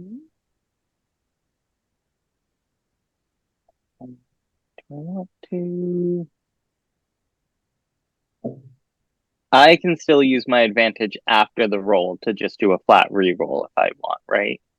Correct. I mean, I was thinking that this would be advantage just because of your familiarity with giants. But that never mind. I'm not DM, so I'll shut up. That's I can't. Yeah, 15. All right. I'd feel fine with a 15. Yeah, that's Cool. not that. My Okay, inspiration. you're gonna keep it. Yeah. Yeah. You, from what you remember, they do not have any kind of dark vision or anything. And you have to bear with me. I need to run to the bathroom real quick, and then I'm getting an error when I try to add bad guys Oh. to the combat tracker, so that's not good. Hang on a second.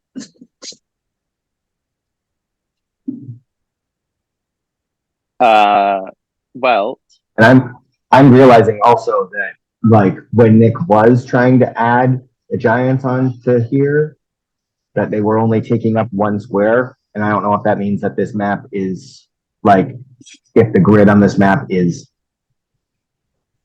there's definitely it's not lined up with the grid, so I don't know. It's not lined up if you zoom in. I don't know if that's intentional What's or not not. lined up? The grid is not lined up with the grid of the map is not lined up with the grid of Fantasy Grounds. If you zoom in really close. Oh yeah, look at that. I can zoom in. I don't know how to do it with a mouse pad, and I completely forget how to because I've had it's like a touch screen. You touch and you spread, I believe. Did you say a mouse or a touchpad? I have a touchpad, but it doesn't let me. For me, it's the same as like scrolling. Like for me, I go two and like scroll up and down. Okay, that doesn't work for me either. I totally do see what you mean. Click twice and I spread. A foot is a minute or something like that, I think. Yeah, I think that's what it was. So I mean, so let's do this. Let's kind of combine our ideas. Let's us the folk band all congregate around the island. Let's have Amos set a charge somewhere with a 1-minute-long fuse, head his way back over to us so that he can cast Bless when shit kicks off.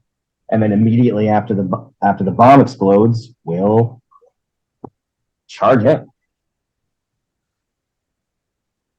And that way we can stay together, but we can still make use of the distraction.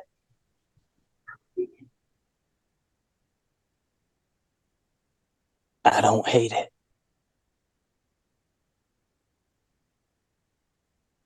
I also don't hate it. It was my idea.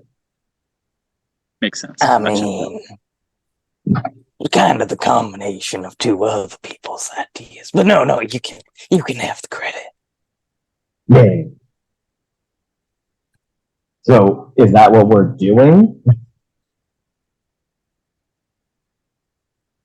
Have we finished our short rest yet?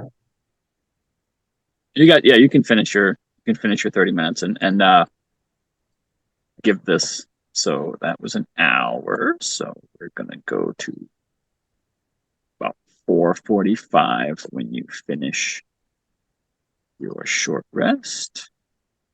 So the question is, do we want to do this now or do we want to do it after nightfall? And do we want to do it invisible? Oh, one thing I think- should note, one of the things that Amos saw is that some of the buildings were like blackened from being burned. Just figured I'd mention that.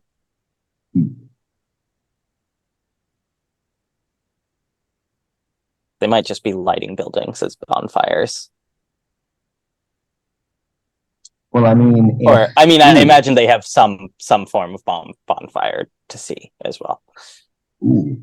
Well, hear me out on this, because I was just thinking when we were talking about the setting a charge plan, I was like, okay, but we have to pick some kind of target, something that is going to like matter to them.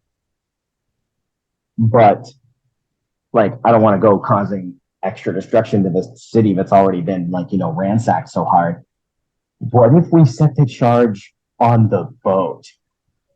Got like these humans who seem to be cooperating with the giants showed up on. Oh.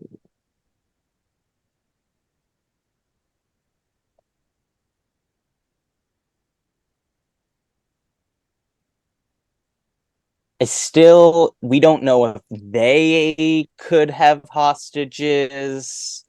I guess that's true. What if we set it up on the docks? I mean, I guess that would be easy enough for them to repair once we clear the place out and take the town back, rather than a building.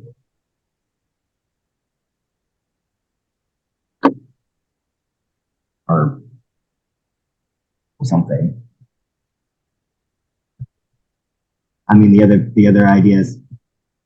I'm actually just kind of thinking to myself that if there's just an explosion, kind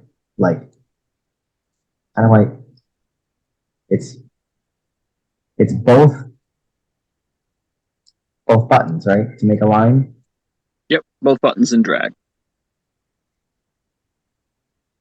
Okay, I mean it's not working for me for some reason.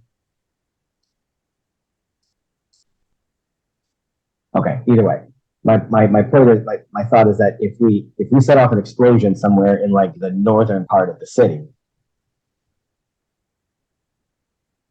I'm wondering how likely that is to draw them towards it.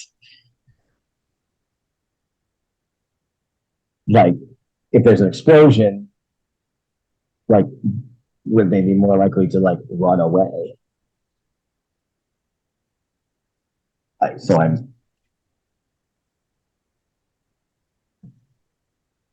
but I don't know. Let's stick with the plan. I don't think that they would run.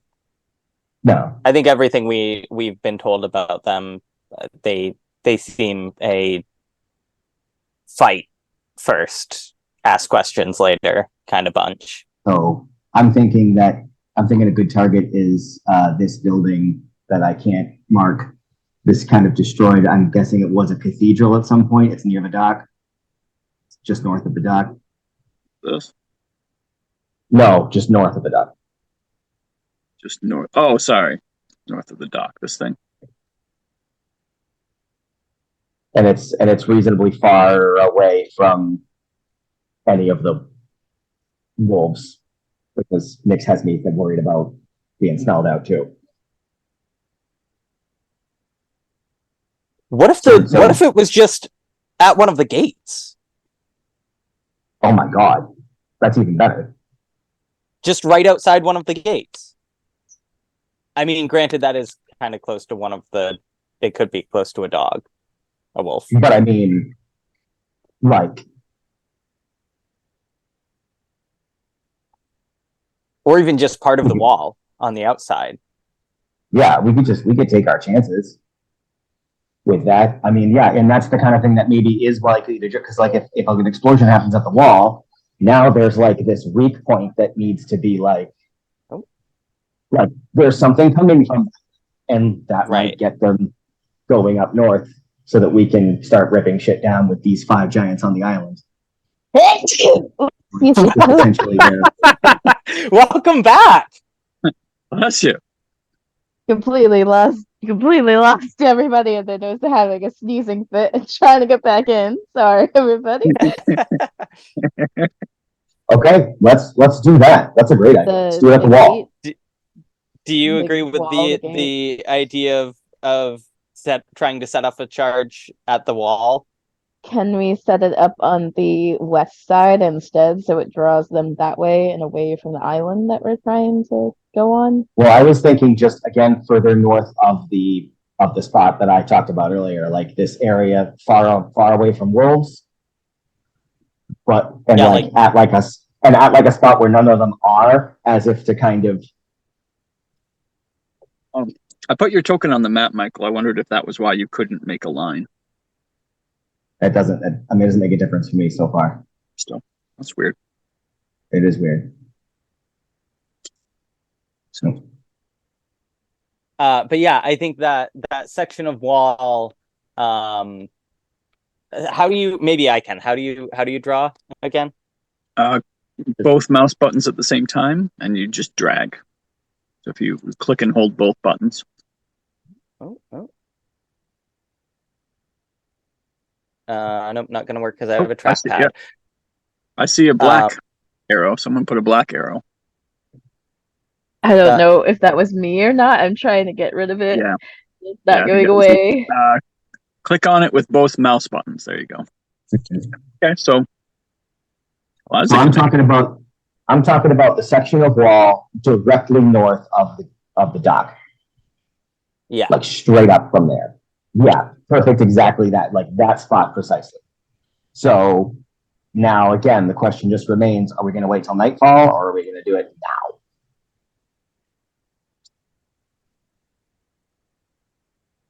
now? I think you raise a good point of their vision versus our vision. It puts a number of us at an equal disadvantage. So I think going during the day, and we don't know what's going on with that other ship. That I feel like maybe introduces some element of urgency, but we should be ready for potential Zentarum wizards and shit. Let's go now. So do I tell us invisible? So we're going onto the island? Sorry, what? Yeah, we're going on the island, fight the giants there, and hope to separate them from the and other giants. Okay, and we're sending Amos with the charge. Yep, and he'll be invisible. For the wall. Yep. Okay, so do we want the one big charge, or do we want like 2 or 3 of the small charges? I think honestly just one of the small charges I think will be fine. Just something to get their attention. To make them think that something's happening there. We're not looking for actual destruction of anything. We're just looking for a distraction. I know, but I don't know if one will do it. Like if it's just like one explosion and like nothing else happens, maybe I can put a delay charge on top of one. Like we could set Nick, how long would it take for Amos after setting fuses to fly from that spot over to where we are congregated, I assume, on the land side of the bridge to the island-ish area. I'll say about 5 minutes. Oh, so we need a long-ass fucking fuse for him to get to us. Or I guess, I mean, Well, last couple no. minutes. If I set the charges, like right, if I set up the wire, like not the wire, the hemp, all he needs to do is light it. He has actions, right? He can light something. Yeah. Yeah, he's saying how long of a wick does he need to rejoin you before it blows up? Yeah, my hope is to get him back over to us before shit kicks off, so that he can cast bless. He can cast bless and fuck off. Well, I could do a 2-foot long one, which is 2 minutes. So once he lights that, and then attach it to another one that's another like a 3-foot one, so that when that one sets off, it can still burn and set off another charge, like further down. Well, I mean, once the first, I imagine that the first explosion would be enough to destroy the other charge and make it the same way dropping it would make it not explode. But you can set it at a distance. That's what we did at the tunnel. That's how we got the tunnel to collapse. Yeah, no, but I'm sorry, I misunderstood. I thought you were talking about doing like one fuse with just a little bit more fuse left after that, but this one would have exploded by then, a foot away. But but you're talking about 2 separate fuses. Yeah. Cool. Yeah, let's do one with like a 4-foot fuse just to make sure Amos can get to us, and another one with like 4-foot 3-inch fuse. Because we want like one, like boom, boom. I think is what we're looking for time wise, not one and then another one and then later. Because a minute is 10 rounds of combat that, you know. So I think like you can have one go off and one go off like 5 seconds later, and that's gonna pull everybody from the city up there. Yeah. And I mean, there's going to be time between Amos flying to the second one and setting it. So I think if we have 2 that are the same length, yeah, there will be a delay in time between them. However, the couple seconds that it takes him to fly and set it. Perfect. Which is probably that is a great idea. Yeah. Let's do that then. So we'll do like 2. To be completely honest, I missed most of that conversation because my hair tie and my headset got tangled in each other and ripped out of my ears. So whatever we just decided that will give us like a slight delay in between the explosions and give Amos enough time to fly. Yeah. Yeah, I think we got it. That. I think it's a really good. There needs to be 5 feet of rope out of each one, right, for 5 minutes, and then like there's still a delay. Yeah, the delay will literally just be the time it takes Amos to fly, and light the 10 feet over and light it. Yeah. And he's invisible, so he can determine how much time, like if it takes him 1 second to fly to the other one, he can wait. So you guys can get as much delay between the 2 as you want. Yeah. It will take an hour for you to oil the rope and let it dry. If you remember, you have to let it dry. Well, that's what I would do. That's what I would be doing during our short rest then. Well, you didn't know how much time you wanted. That short rest was Amos doing this recon. So you'll need another hour for the fuse. Or at least you'll need another half hour. The idea. Yeah, Nick's brought up the idea of wanting fuses well before Amos went off and did that thing. Yes, but you didn't know how long fuses you needed until he got back. Yeah. So unless you just want to do 20 feet of fuses, you can't use the same time. I think an extra half an hour is a good, as you mentioned, because we could have started right when Amos got back. Yeah, you still had half an hour to the end of Plus, we've got daylight. How long do we have daylight for, Nick? So it's about 5:30 now, and it is later in the season. So it gets dark around 7:30-ish here. Okay, so we got time. You got a couple hours before it gets dark. Yeah, we have a good amount of time before darkness affecting our sight is going to be an issue. Correct. Yeah. Yeah. Cool. All right. I don't think So, attacking at like dusk isn't bad either. Like when it's still light enough for us to see, but like, you know, maybe it obscures their vision from a little further away, harder to see exactly what's going on. Mm-hmm. The sun will be in their eyes coming from the horizon and shit. Yeah. Yeah. Plus, right? you know, it'll just look great fighting during golden hour. Oh yeah. It's going to be awesome during the montage. Gonna do a montage. Yeah, let's do it. Yeah, so we're going. So however long we sit and how long, what's our travel time to get to our kind of rendezvous on the far side of on the land side of the bridge, Nick? So you all are invisible as well? Is that what you're doing? You're casting invisible on the group? Yeah, that's why I'm asking. Okay. You said it'll be a half hour from the woods to the town. I didn't catch that. Earlier you said it would be a half hour to get from the woods to the town. I still didn't catch a group what? From the woods to the town? Earlier you said it would take about a half an hour to get from the woods to the city. Did I say a half hour? No, that was where you stopped. That was where you stopped. Oh. To get to the city in the woods, like when you were deep in the woods. So I see. Okay. You know, but Amos crossed it in 5 minutes. So you know, he was flying. So if you're, you know, all right. So then, yeah, I'll cast. It'll take you about 10 minutes to get from the edge of the wood to the town. When the fuses are dry, I will turn us all invisible, which will take a 4th level spell slot. Can you do the targeting from your end, Nick? Just because nobody's on the map right now and shit. Oh, you can use the combat tracker. Oh, okay, cool.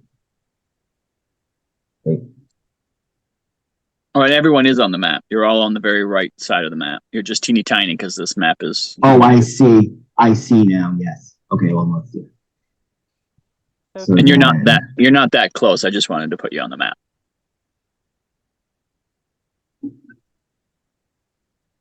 My God, we're so small. We are so tiny. And so then back to my character sheet where I am targeted on 5 creatures. I've ticked off a 4th level spell slot for good old invisibility for when I...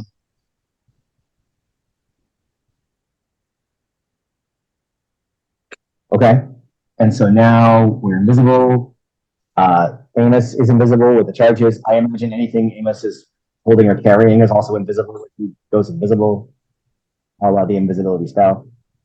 Yep. How heavy are the charges you're using? Eliza, can I help those? It would be the urns. So let me just take a look. All right, they weigh 5. Yeah, they're 5 pounds. Yeah. You can carry both. Okay. All right. So you're giving him 2, so that brings you from 6 to 4, or did you already take them out of your inventory? I did not take them out of my inventory yet, so it brings me down to 4. Okay. Good.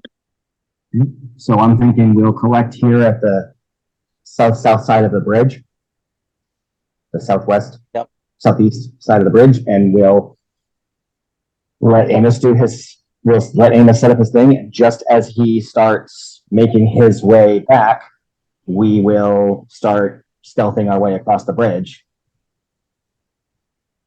Or maybe not. I think maybe we wait. We gave him plenty of time, so maybe we wait until he gets back. We all group together and start making our way across. That sounds good. And maybe even, I don't know, I'm even with invisibility and stuff, I'm worried getting too close to the other side. So maybe we even, you know, stay 3/4 of the way across the bridge until we hear the explosions or something. Mm-hmm. Yeah, I mean, worst case scenario, we have to fight the two giants at the gate first before we get to the others. Right. No, I think that's good. Let's do that. Okay, so you all are making your way over to the bridge to the island. Amos is dropping off the 2 charges up at the north wall, and then he's gonna light them, giving you how much time after he meets you before they We'll have 5 minutes total. 5 minutes minus how long it takes him to get to us. Right. Okay. And how much of a delay between the 2? 5 or 10 seconds. I was gonna say 30 seconds. Right? Or do we I'd want say it to keep it less. less? Yeah, I think less. I think boom, bam is going to be more attention grabbing than boom. And then like, what the hell's happened before anybody's collected themselves? Oh, so like a round. So like, how much is a round? 10 seconds? 6 seconds. No, a round, Six. a round is 6 seconds. Yeah, so that's probably good. 6 seconds. So you're giving yourself 5 rounds between the first explosion and the second explosion? Did I? No. I said No, one round. One round. Okay. So you just want 6 seconds. Okay. So he'll place them both where he wants them. Then he's going to light one, fly over, make sure it's 6 seconds later that he lights the other one. And then 5 minutes later they explode. It takes him about 2 minutes to get to you. So you'll have about 3 minutes before they explode, 1 round apart. Perfect. Do I have? Okay. All right. So we're gonna say that all takes you about 15 minutes to set up. It's gonna take you only 10 minutes of your invisibility to get there. 5. Yeah. So he can get there. Amos can get there, light those, and get to that other spot before you guys ever get there. So he's just it's all gonna time up perfectly where he arrives there at the same time you arrive there, and you have 3 minutes until it explodes. Cool. And you have 50 minutes of invisibility left. Well, yeah. Which I'm assuming you're gonna I'm assuming you're gonna fight your way out of that invisibility before it wears off. So we start stealthing across the bridge? Yeah, do we want to stealth across as far as we can? Do we want to try to get past the guards? Yeah, because I mean, if they notice us, 10 seconds before the charges go off, it's not like they're going to be able to call cavalry and they're going to be able to come down before, or should we? I don't know. Again, I think we get to maybe halfway, 3/4 across the bridge, and then wait till just before the charges are going to go off to run in. I think we wait till after the charges go off to run. Sure. Yeah. While the charges go off, I don't know. Yeah, sure. I mean, yeah, maybe that's we wait for the charges are our go, maybe. Yeah, charges are go. Or like the first charge to go, of... and then 1 round later, the second charge can go off. Yeah. All right, so we got to be close enough to be able to run in, though. Right. I mean, you guys do. Let's start stealthing across the bridge. How high is this gate structure thing at the end of the bridge, Nick? This one, so the other ones are wood. This one's actually made of stone, and the whole thing is probably 12 to 15 feet tall. Okay, then I'll be. It's built into like the stone of the island there, so like you can't walk around those buildings. Mm-hmm. You'd have to climb around them. I'm just wondering if I have a clear shot of the giants over the wall.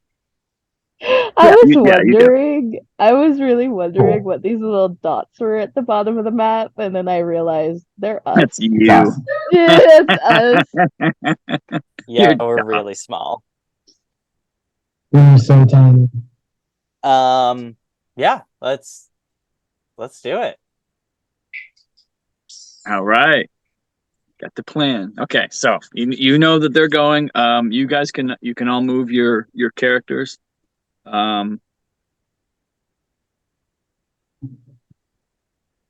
much as I hate running characters, I'm gonna run. I'll run Varnock and not Varnock, Vark and Naruk. With any quick, helpful suggestions. Yeah.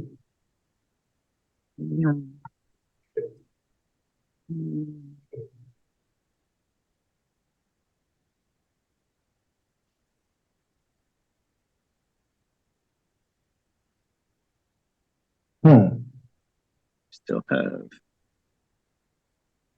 Zwazos, Amos, and Bubble to take positions. Oh right. I'm getting some lag. Yeah, I can't get my token to move either. I don't know if it's got something to do with my whole I can't make lines thing. You can't. I was able to get the altitude to change, but like I'm trying to Dragon and like yeah, I got happening. severe lag. Oh no. I'm just watching Nyx and Mam inch across the map. Just going. Oh wow! It looks like you just moved Zwazos 15 feet south. South? Yeah, I will approve that. But I didn't. I was trying to go northwest. To the. Okay, so maybe I understand now. So maybe it's gotta reconcile that before.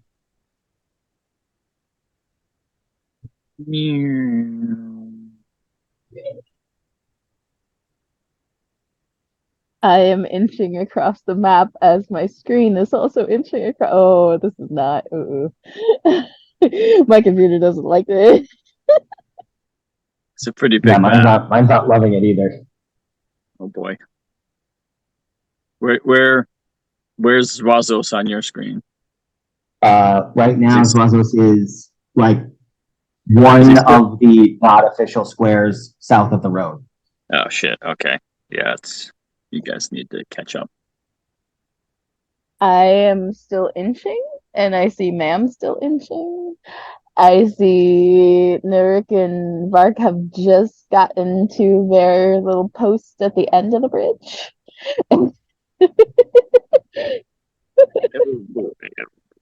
Yeah, I've still got Mam halfway. I've still got Mam Mam just crossed over Nyx just now for me. I'm just waiting for Bubble to get in place now. Everyone else is good. I moved myself there, but I don't know if that's where I really want to be. Does it move faster when I move it?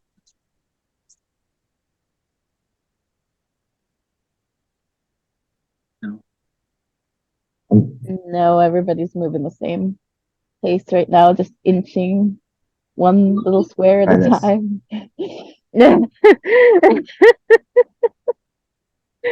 I just saw you move my character. Okay. Yeah. I just closed out the map and opened it back up again with the little map icon on the character sheet, and that and now I'm working just fine. Oh, maybe try that next as well. Close your map. Well, I haven't moved yet. But... Double click your token. Yeah. Oh, yeah. I see your request at least.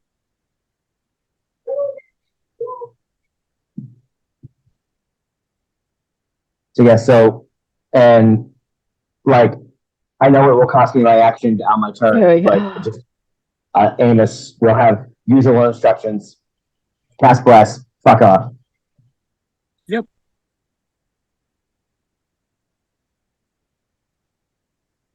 Oh there we go. Yep, no more lag. Better. So much better. Right. Oh my gosh. Okay. All right. We're good. That's good. That's good. Okay. Okay. Fantastic. I like that setup better to have me in between familiars and then two other people on the other side.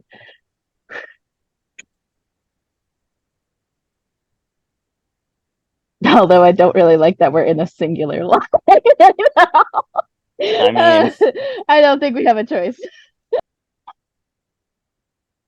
I mean, I could break off from the line if we needed. No, I mean we're invisible. We're all right now, but Yeah, so I mean, from your vantage point here, while you're kind of waiting a couple minutes for the charges to go off, you so you're not close enough to hear if there's any kind of conversation going on. Oh, what's going on? Wow. And no activity from the wolf as though it's sniffed us out. I mean, not that you can tell from there. You don't hear any, like, you can see that these three guys over here seem to be, having some type of conversation over the counter, but you can't make out whatever words they're saying.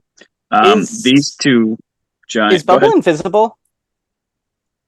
Probably not, right? Oh, is Bubble invisible? That would be. Yeah, because I only. Because that might change. Bubble might not be there with us. Right.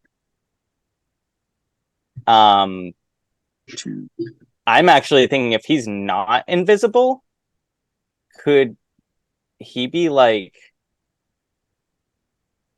just stealthing over here and seeing if he can hear anything from those guys? Because I mean, worst case scenario, they think he's a bird. Yeah, right. It's not like an imp here. It's something to catch your attention. Yeah. Yeah. So yes. So I assume, Michael, you're not casting invisibility on Bubble. Yeah, I wasn't. Then that's not. It's okay. Not worth so, level but you did cast it on yourself, Nyx, Ma'am, Naruk, and Park. Yeah. So that would be a 6th level slot for 5 people. Oh, because invisibility is a 2nd level spell. Yes. Not a 1st. Yep. I apologize. Shit. I mean, that's my only 6th level spell. Oh shit! I don't have it. We're already married to this plan. So if I had it prepared, I would have. If I had thought of it, I could have prepared it and cast it too. Okay. But I mean, it's. I mean, I've already married us to this plan, so I don't see a way out of it. I clicked off my 6th level spell slot, and we'll just have to suck it up. I mean, I think it's worth it to get us all in here. Yeah. I mean, it's gonna suck when I'm like mental prison isn't available to me, but that's best for single high priority targets, and we don't have that in this situation. Okay. All right, so that's where Bubble's going, right? Yes. Maybe kind of. Yeah. So you have a couple minutes, and Bubble can hear the giants. Yes. And you're close enough to yes have a telepathic link, right? And you speak giant, right? Yes. Okay. All right. So you see where I was going with this. Yes, absolutely. Yep. So you once you get close enough, you see they're doing that. You end up with probably a minute or two of time where you can just kind of eavesdrop on this conversation. And what Bubble is picking up, little Bibble. What he's picking up is they're talking about the town, and they're talking about what they're going to do next. And so you hear them kind of talking. This town has been these small folk are just pushovers. We come in here, we just take everything. This is amazing. Once the ship is full, I say we sail back to Swordsmark, unload, and then let's just hit Luskin. Like, fuck these little small folk bitches. We can just take them all. I just wrecked this whole coast. We came in here. There's barely any resistance at all. These small folks are. I don't know why we didn't take over the world centuries ago. These fucking little twits. That's basically what you're hearing. Is they're all talking about how easy it was to take Port Llast. They're just they're talking about how much gold and riches they've pulled from these. That they've talked about how the small folk, what are they going to call them? The tinies. No, they need a good word for this. No, shoot, I should have thought of this before. What would you call someone beneath you who's constantly trying to get your favor? The little turd who always follows you, and he's always trying to make it like he's so cool and how he should be your friend, and Kiss up. like Like a kiss up, like a sycophant, I guess, like the little suck ups. Let's go with that. I mean, in wrestling we call them marks, but All right. So you hear him talking about the little suck ups who've been running the ships out to sea and helping them get all the traveling ships that they wouldn't have been able to like stop trade if it hadn't been for these little suck ups who showed up and just doing all their bidding. And obviously they want to be friends, but they don't realize we don't give a shit about them and we're just using them. And did they say Fire Shear and then Luskin? Was that the two places they mentioned? No, Luskin was the place that they said that they would hit next. What they said was that when they head back to Svorgbarg. Yeah, Svorgbarg. And is that something I'm familiar with, or would have any? Yep. Have I ever heard of that? Nope. Svorgbarg. Yep. Please take good notes. I will do my best. I've been trying, but I don't got anything, so I'm trying to just remember. Or a note taker without their notes. I know, note taker without their notes and notebook to make notes about. New notes. I'm like, where the fuck did I put my notebook? I thought I put it right in my backpack. I'm like digging through my backpack, can't find it. Went through like the other boxes that I brought in, and it has my old notebook, but not my new notebook. I don't know where it is. All right. So you hear that for a little bit. And I'm gonna run to the bathroom again right before these charges go off, and then we'll figure out what happens from there. So I will be back in just a second. Talk amongst yourselves.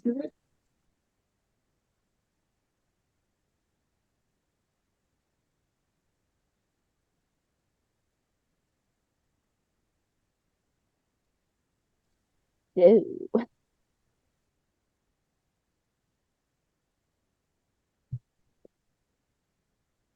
I wanna. You want to what? I wonder if frost giants have any kind of vulnerability to fire damage. Probably. Then Cryovan? I don't remember. That's true. And they were dragons, so it's not necessarily the same thing.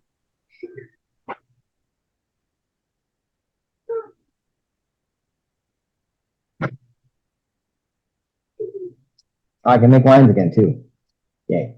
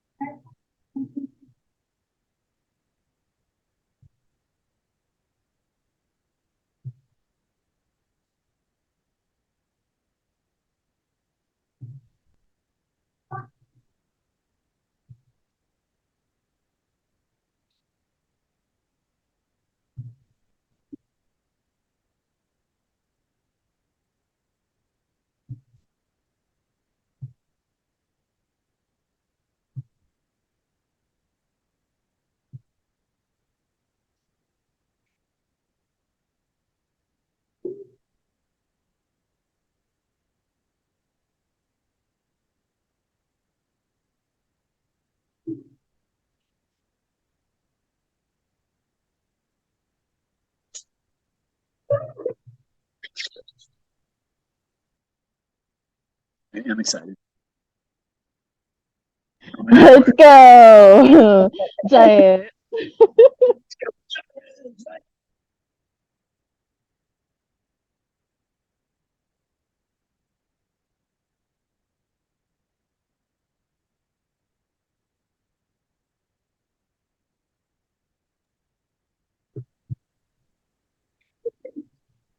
I like it. Let's do it.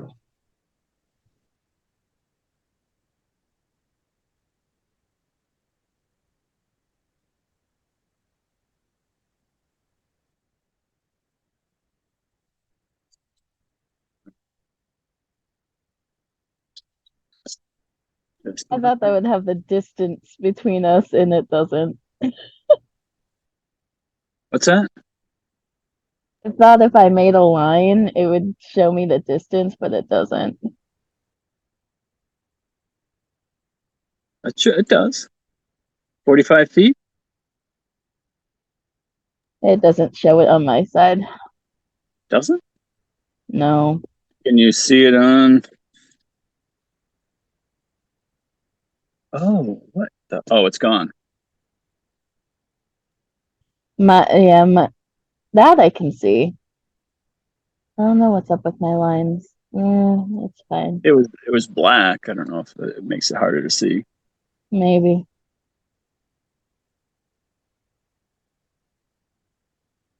All right. Wow. Are we ready? Are we ready to do this? Yes. Yes, we absolutely are. All right. Fantastic. Okay. So you're all eagerly waiting. You're all tensed. You're in, Ma'am is listening into the conversation, kind of silent, quietly relaying it to the rest of the group, what she's hearing. And kind of mid sentence talking about these little suck ups, you hear the first explosion go off. And Nix, you get a little tingle every time you hear an explosion, right? But and being so far away, you don't feel this one, but you definitely hear it. And it's almost 6 o'clock, so it's twilight's coming. So you don't see a flash or anything, but you do see, because you're looking in that direction and you're just waiting for it. You hear the explosion. And you see a bit of a fireball kind of come up above the wall there. And you can, from your distance, it's hard to see, but little small bits of wood and debris fire off a little bit. And in that moment, you see, every giant within sight of you, they all turn in that direction. Okay, do we scuffle? Do we try to scuffle through? I think, yeah, let's run in. I think maybe we hold off to attack until after the second one, and then we attack, right? Yeah, Sounds I good. mean, I really Run in. want to try to. Yeah, I really want to Yes, try to. with advantage. And I probably should have mentioned it, but the gate's closed. Oh shit! Oh shit! So, Can we I mean, crawl? Can we go across? How tall is this gate? Oh, 15, about 12 to 15 feet. Okay. Oh, so we go over. Yeah, we go over. We can go over. That's fine. Yeah. Okay. So hang on. It's 30 for me to even get to the gate, and then I think I can jump over. I Can mean, Ma'am activate her blade song? That's not a spell. It wouldn't break invisibility, right? Yeah. Yes. Just to give me, right? it gives me extra right. speed. I think it's fine, right? Okay. Mhm. Yeah. I can climb 20 feet with no. Well, I also have free movement with a monk. Never mind. I need to pay attention to my class. Hang on. Yeah, you can just run up the gate. Is Bubble participating in this fracas? Not immediately, but he should probably roll initiative, I guess. That's basically what I was asking. Yeah. Okay. Yeah. So You I'm want gonna me to have roll you for- roll initiative here.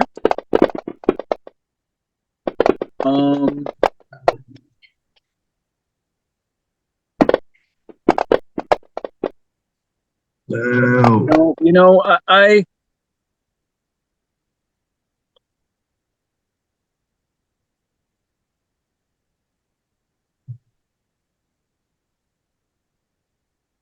I'm rethinking rolling initiative right now because you're all acting, but nobody else is really kind of aware of what's going on. So I kind of feel like you all can just go. You don't have to. You're not contesting anyone. No one else is rolling initiative at this point, so it's really just kind of you. I was kind of gonna use it as a who goes first kind of thing. Anybody care? You know what? How about this? This is your initiative until you start combat, and then we'll roll initiative again. Sounds great. Okay. Sounds good. I guess I'm group asking, are you all happy with your initiative rolls, or do you want to start over when the real fight starts? I'm good. Minus 17. I'm good. I mean, I'd love something a little bit better, but We're either all going to re-roll or no one is. So yeah, no, everybody else is. I don't care. I don't care until we're actually fighting. Okay. All right. So we'll do this. All right. This is good. All right. Fantastic. Okay. So, so you have, a full round before the second explosion. And right now what you're seeing is the giants at this point are just kind of turning towards, they're still kind of processing what they may have just seen.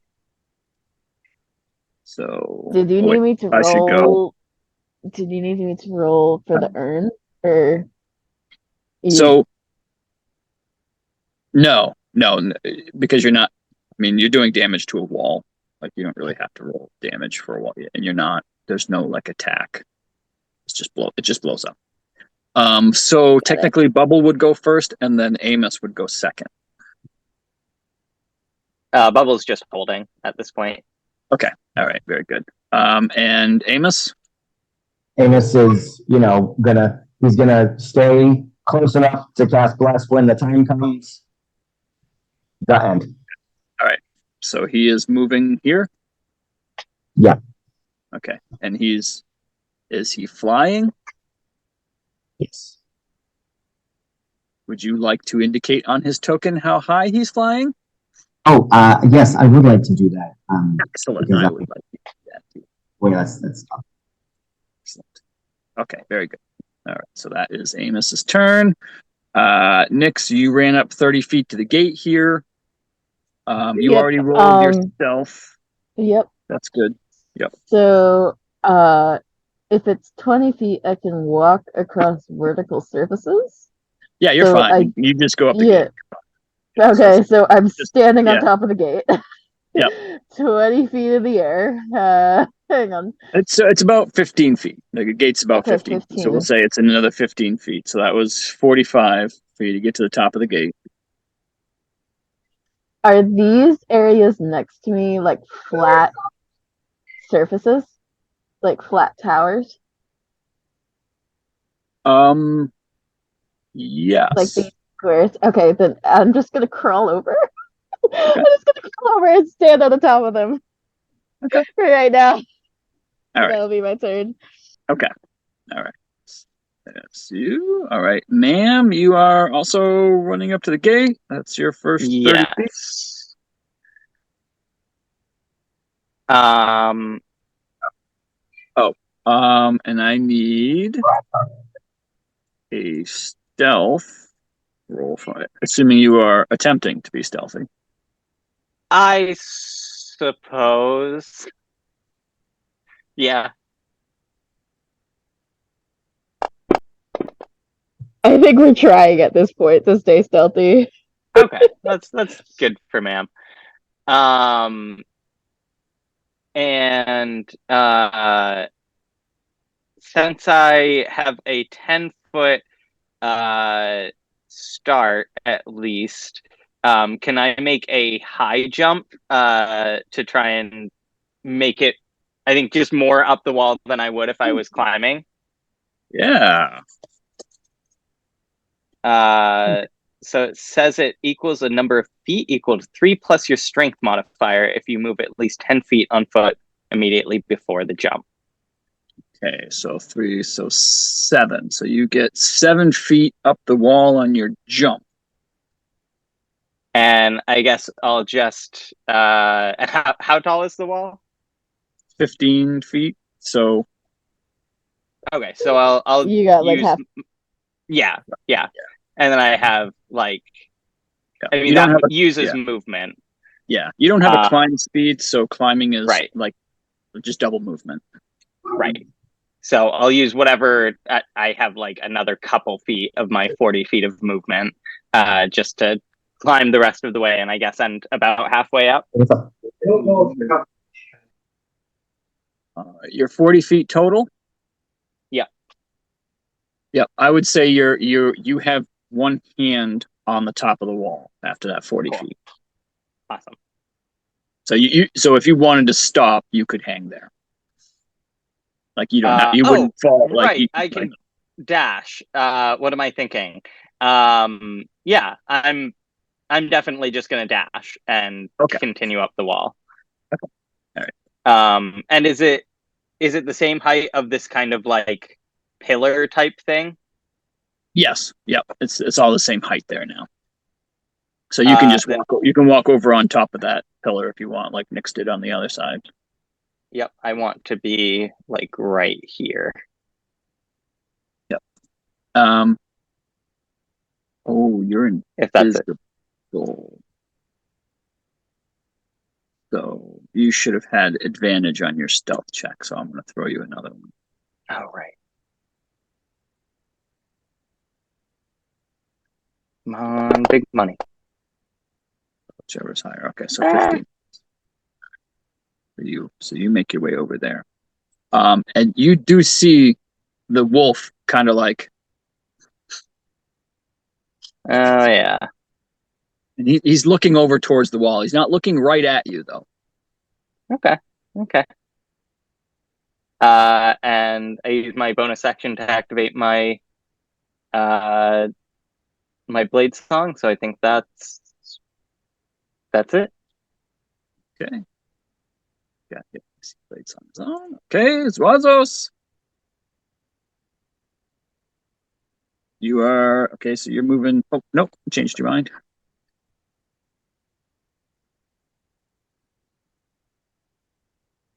And you're muted.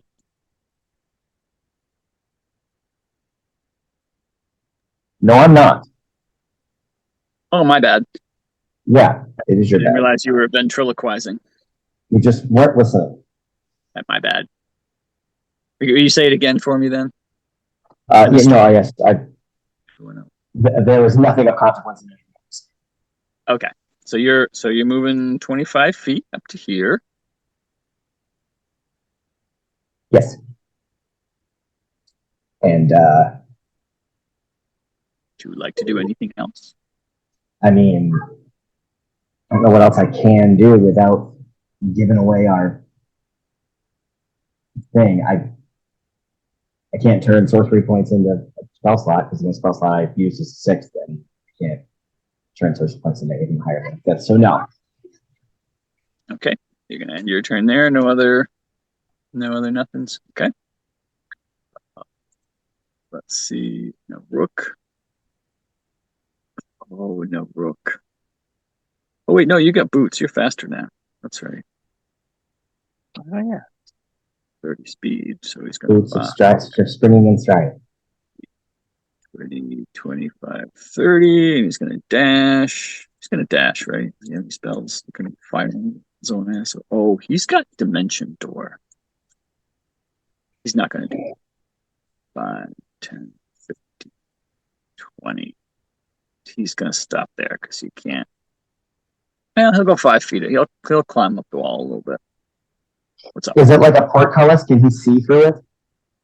No, it's like 2 big doors. Got it. Yep. 10, 20, 25. Okay, so you can go. You can climb up to the top. Okay, so he needs a stealth check. So he can climb up to the top. At advantage. At advantage, thank you.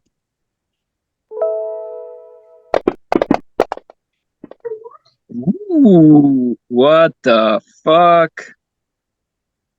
Oh, okay. That's pretty good for a bear. Yeah, that's pretty awesome. He's fucking Kung Fu Panda. Well, I mean, with the distraction of everybody looking at That helps. That does help, definitely. An invisible fucking tank of a bear crawling across stone, and you just hear like explosions in the distance. It's like He actually has 5 more movements, so he's gonna step just a tiny bit closer to this giant. And next, like, you just see, like,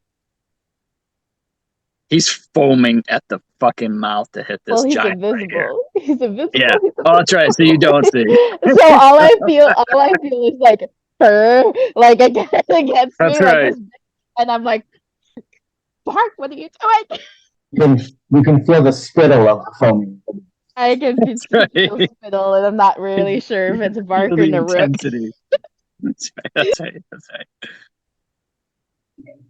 Right. Like Let's see. Okay.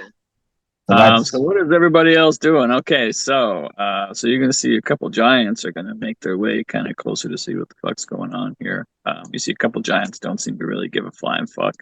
Most of them seem to just be kind of maneuvering themselves to have a better angle at whatever might have just happened.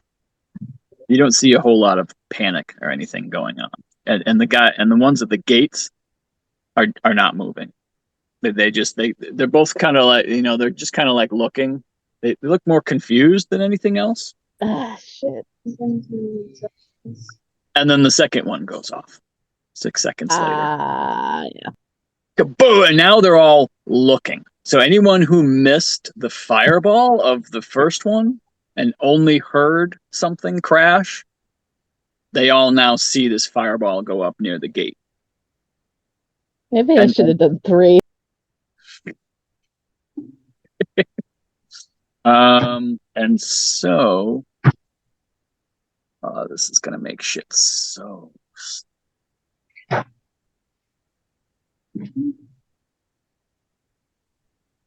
it's okay. It's all right. It's all right. It's all right. We're just gonna oh, you already did it.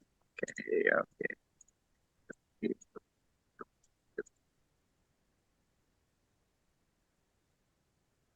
Now they're on their guard. Now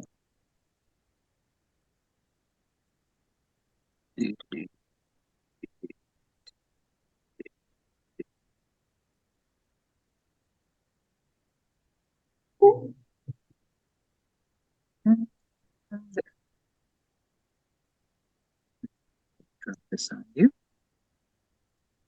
Then we're gonna go to the top of the order. All right. So yeah.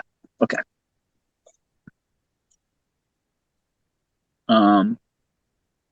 So group decision, reroll initiative or not? No. All right. That's Yeah, I'm fine. Okay, very good. All right, fantastic. That makes it easy. Okay, all right. So, Bubble is first to act, and the first thing that Bubble hears is these 3 giants. What the fuck was that? Are we under attack? I thought the suck-ups sent all their spellcasters away. Oh shit. Oh shit. I don't know. Should we go check it? Fuck it. I definitely should have set up a 3rd charge. Fuck. That's what Bubble hears before he has a chance to do whatever it is he wants to do. Bubble's just gonna hang out. Okay. Right. All right, Amos. Amos is going to. That's right, because Amos can't do anything until it's my turn. So he's gonna. Right. That's correct. Yep. He uses his reaction to do something. If you use your action, tell him. Okay. So he can move. He can. Right. He just can't. He's within 30 feet of the entire party, correct? Or maybe not, actually. He's 15 maybe feet he'll up. like And they're 15 feet up as well.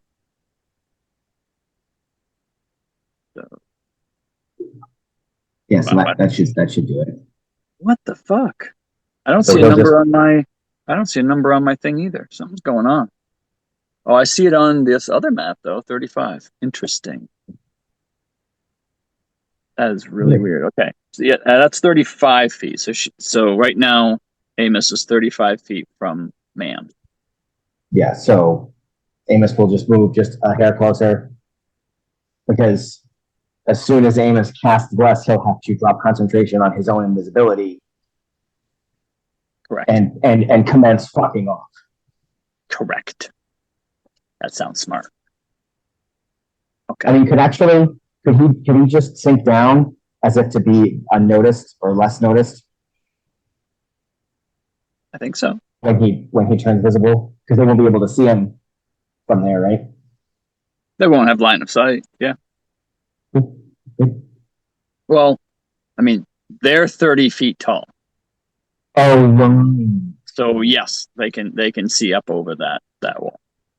All They'd have to be right up he- next to it, but he is right up next to it. He might be better off just like being like hugging the wall and kind of scooting underneath the bridge rather than like trying to fly up where he will be right in their line That's of a good sight. point. Yeah. That's a good point. Like they're so Maybe he'll tall, try that. sticking low might be the play. Is there enough space underneath the bridge for him to fly underneath the bridge and not be in the water? Yes. Cool. Sure. Then that's probably what he'll do. He'll probably sneak underneath the bridge and then kind of use his move out his turn to go to the other end of the bridge underneath it. Then maybe just take off and hope and have distance be his friend. Okay. Sounds good. So he's staying there. He's ground level at that point. Okay. All right, very good. All right. This guy's like, what the fuck? Most of you just hear, but ma'am hears, what was that? I don't know. We under attack? Oh no. Oh fuck. Assholes. Who doesn't think they're under attack after 2 explosions? Giants, that's who. I knew I should have given him 3 charges. Fuck. Surprised Nick didn't say, maybe if there was a 3rd explosion, we'd think we were under attack, but nah.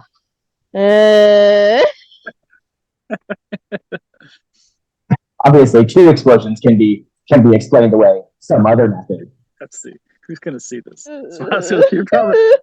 Zwazos, you're higher than that. Oh, actually, yeah. No, Bark, Nix, Ma'am, Zwazos, you're all higher than the gate. You can all see. Like, you see this giant over here. What the hell? I can't draw. That is frustrating. I think my extensions are fucked up. You see that giant kind of walk up to whatever that tavern is or whatever and kick it. Like he kicks the side of the wall. And you can't hear anything he might have said from this distance, but you do see him kick the building. What the fuck? Let's see, this guy. Okay, so this is one of the guys that's really close to you sitting around this table here. You think, is that a suck up doing that shit? I don't know. Should we go look? You go look. Fine. You see him, Shit. and then you see him look down at this wolf and just kind of give him a whistle, and he just keeps walking.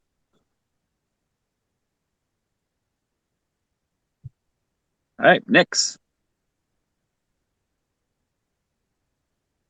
Well, Nix doesn't understand giant, so Nix can only go by what they're doing, which is not really investigating. They're kind of paying attention, but not really. And all they hear is like muttering.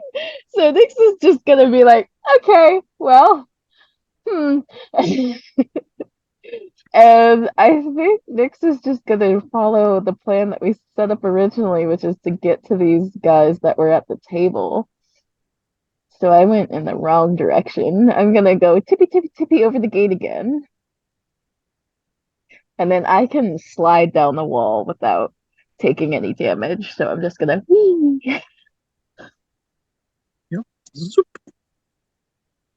Does that take my movement to slide down the wall?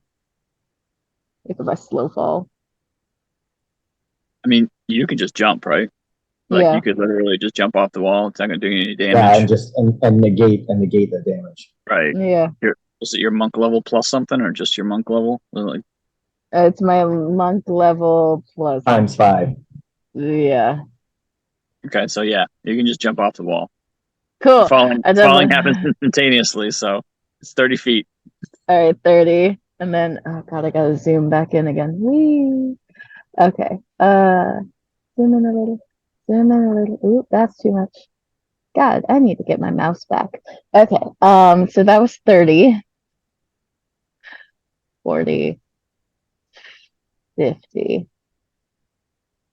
Oh, fucking duck. Oh, I have the kitty thing. I have the I can double my movement. All right, so that was 50. Yeah. And then okay. Yeah, the feline agility. Yep. Yeah, feline I was agility. thinking step of the wind. No. So it's 10. Oop, shit. Oop, oop, oop, oop. My 30, thing keeps moving. 35, 40, 45, 50. So that's 60 movement total. Mm-hmm. Out of 90. 70, 80, 90. Well, 85 really. All right.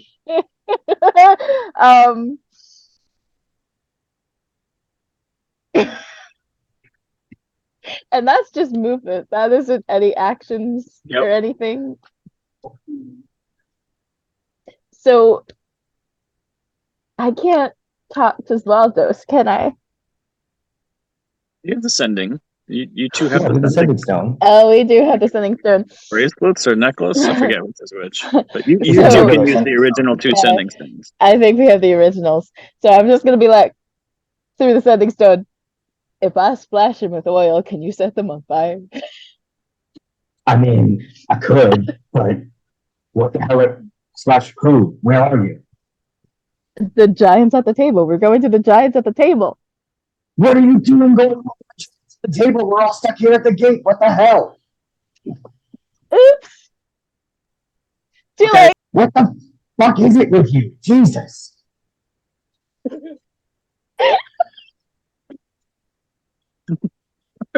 Is that 25 words? I don't know. It's fine. It's a sending necklace. It doesn't work that way. Sending necklace. These are just walkie-talkies. It's like, because I'm sitting here, me and Michael is sitting here, saying, like, what the fuck is she thinking? None of us can get over there. I could, but, like, there are two giants here. And everybody else is like, what the fuck? I thought that was our first plan. I thought that we were supposed to go to the ones at the table.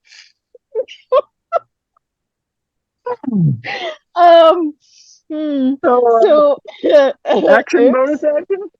Yeah. I mean, so this is.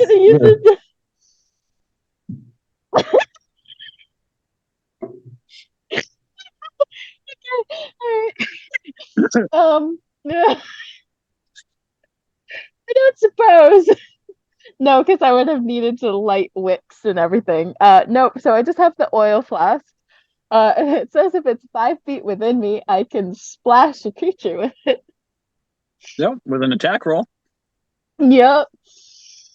Okay. Hang on. Would it just be like a normal attack roll?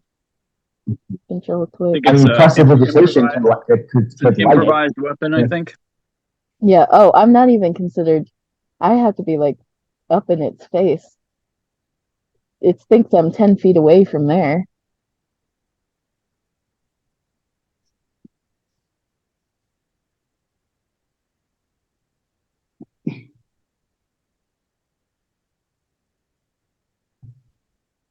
I think the grid is doing something weird.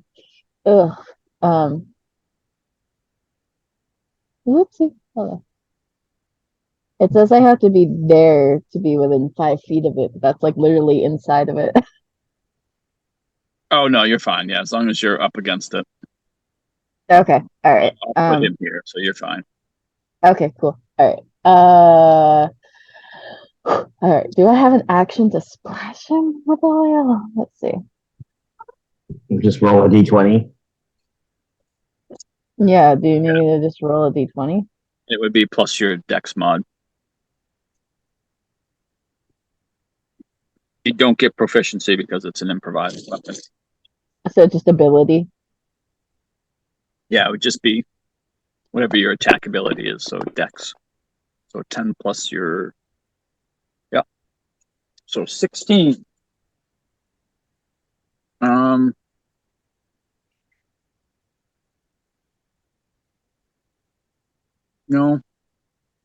I don't think that even.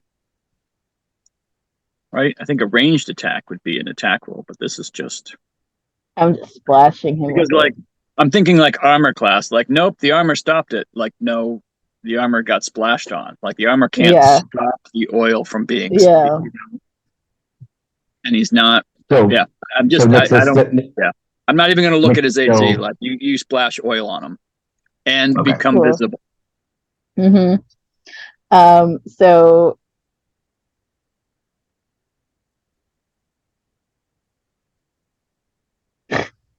So that was technically one attack, right? Yep. Okay. So that's and you see him kind of like he kind of like looks down. He's like, "What the fuck is that?" Okay. And I specifically remember trying to get like a flint and steel or something that I could light shit with. I don't know if it's in my inventory. But I have a tinderbox. I have a tinderbox. Yeah, every one of us has a tinderbox. I have a tinder. Yep. So you can use your item interaction to take your tinderbox out. Mm-hmm. Exposed fuels takes an action. I will say that you have not yet drawn your cat sword, so you don't have to like drop the sword, do all that. Drop the sword, yeah. Right. I specifically did it so I didn't have to do like item interaction. So I'm just gonna take out the tinderbox and I'm just gonna try to set him on fire.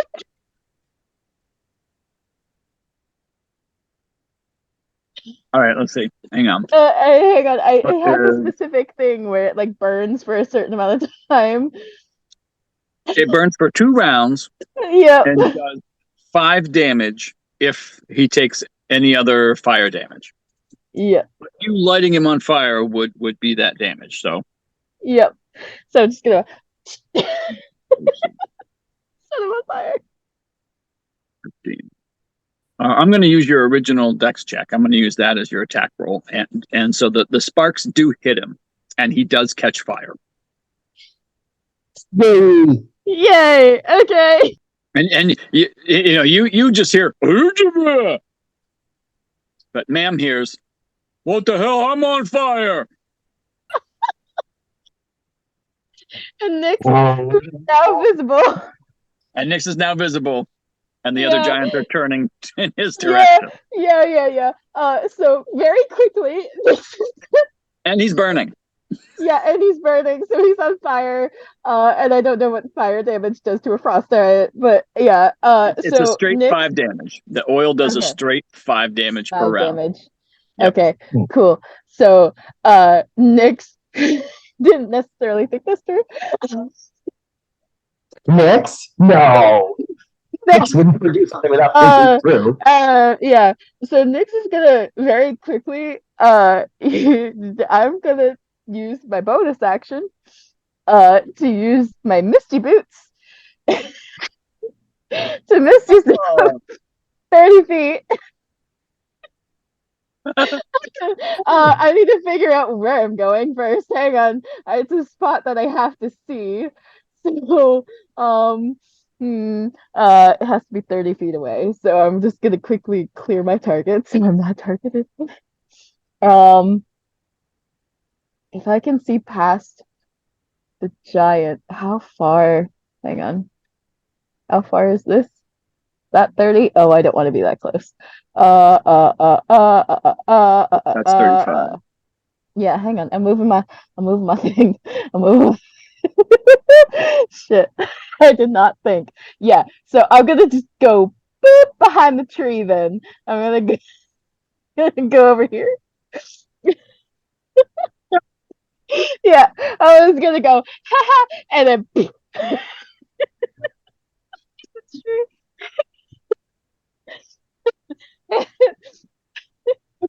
Very good. and then Nick's frantically, if it's a free action, is gonna go on the sending stone and just go, I'm on fire. It's like his right leg is like on fire. It's like, imagine like a small section of your calf is just like on fire, and it's just like he's just kind of looking at it like, what the fuck is going on? I just confused him. I didn't even like pick him up, so he's just confused. Right. Yeah, he saw you for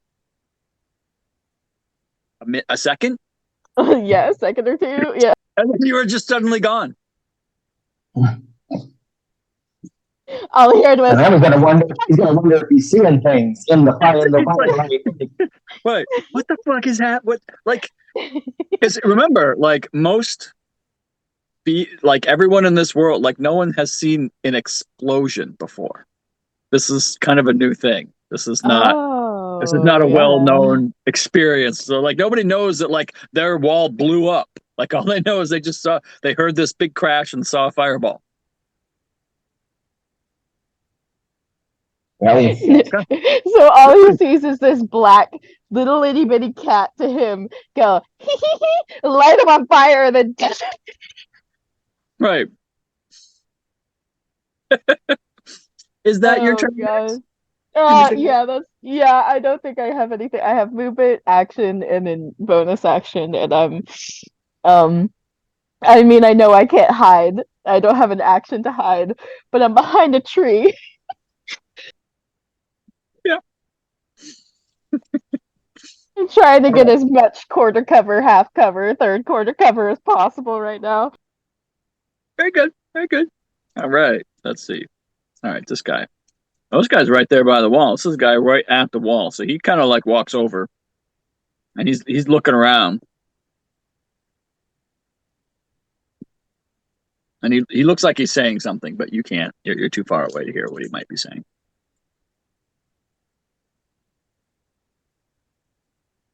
Wolf don't care.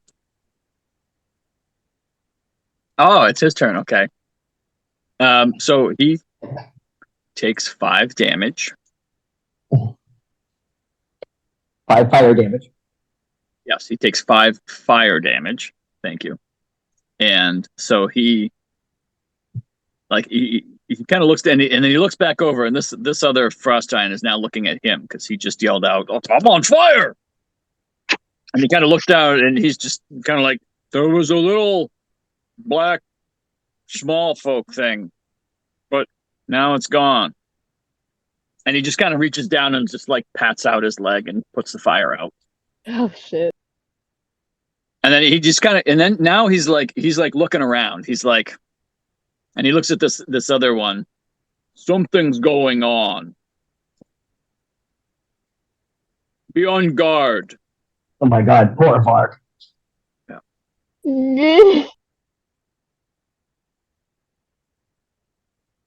This guy's going to move to the front of the ship to get a better look at what's happening. And ma'am. I'm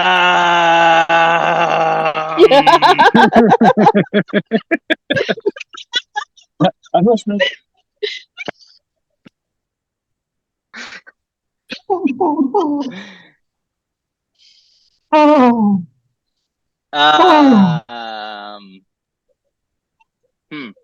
Nix and Matt had a bonding moment before this, and it's now just like you're listening to what the cat is doing. This is like Mam's kind of first real exposure to the just awe-inspiring pity that is what Nix decides to do at any given moment. I mean, I don't think this is Mam's first exposure. I mean, no, certainly not. But just to this level is what I was thinking. It's certainly Wow. maybe like the most dangerous.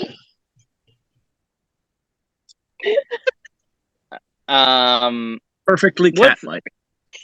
What's the deal with these buildings kind of right to the north of Mam? Most of the buildings here on this island seem to be intact. There's the statue that got kind of leveled and turned into a table. But other than that, only a few buildings along the outside seem to have been damaged in any way. But these buildings along this area here all seem to be fine. It's just hitting me that Nyx is too far away to get blessed now. Oh, shit.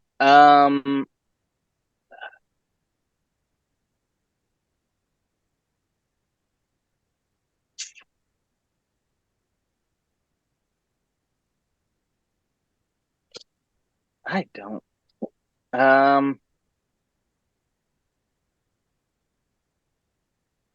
And Mam knows that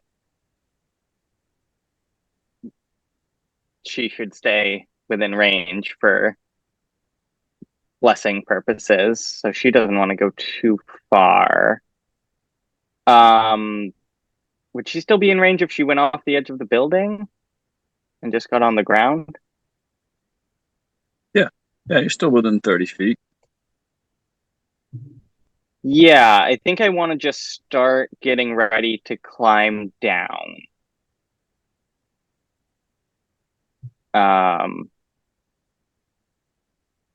And just get myself here. Okay. So climbing down would take 30 feet of movement. Right. And I'll say you land in that square there that you want to land in. Okay. And then... And I will give you the option of re-rolling a stealth check or keeping your last one, since we're so close.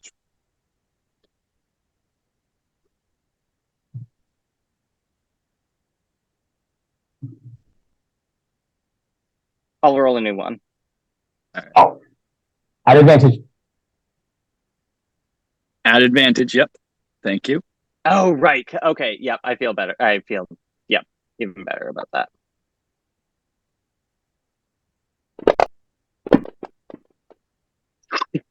Okay. Nice. Very nice. Dropped to 3. Yeah, that would have been bad. Okay, great. Yeah. I am going to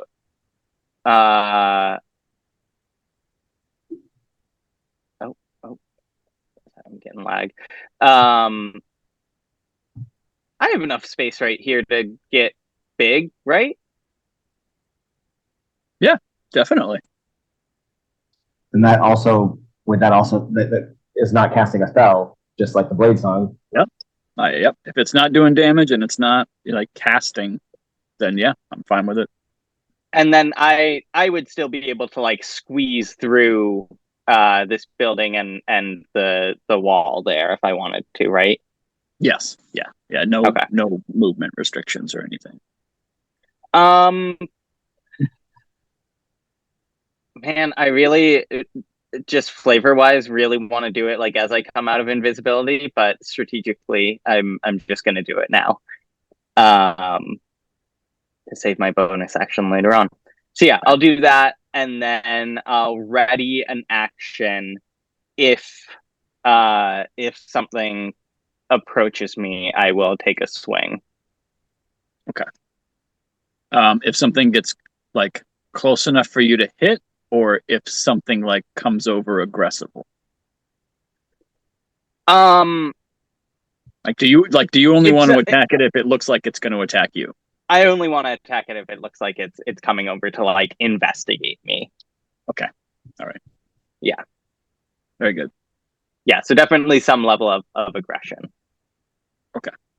And I think as soon as I click off my giant thing. There we go. Think I'm done.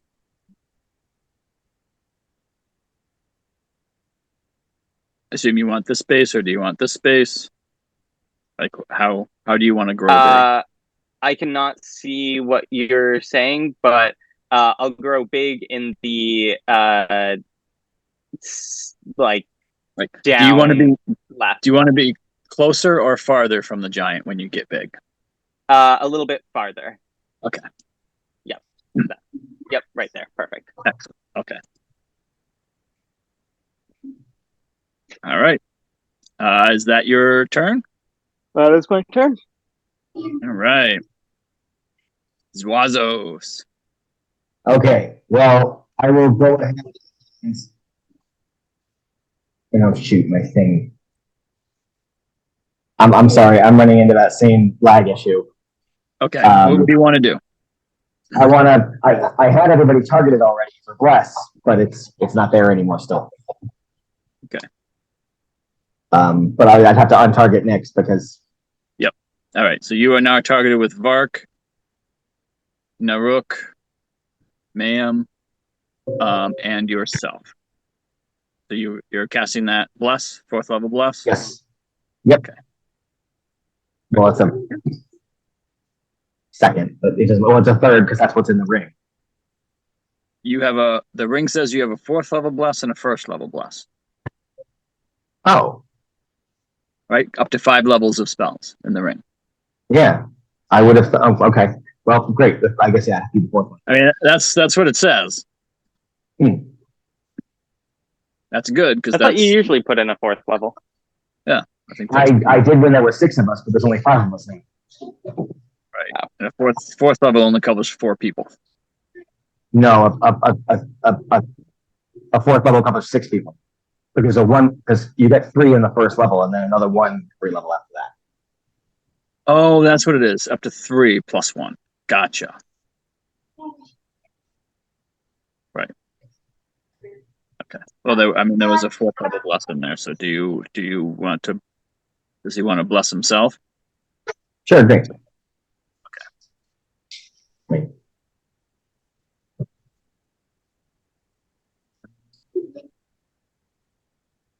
Okay. All right.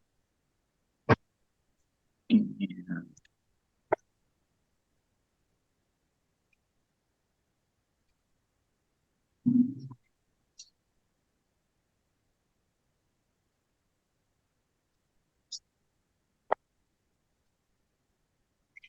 all right. So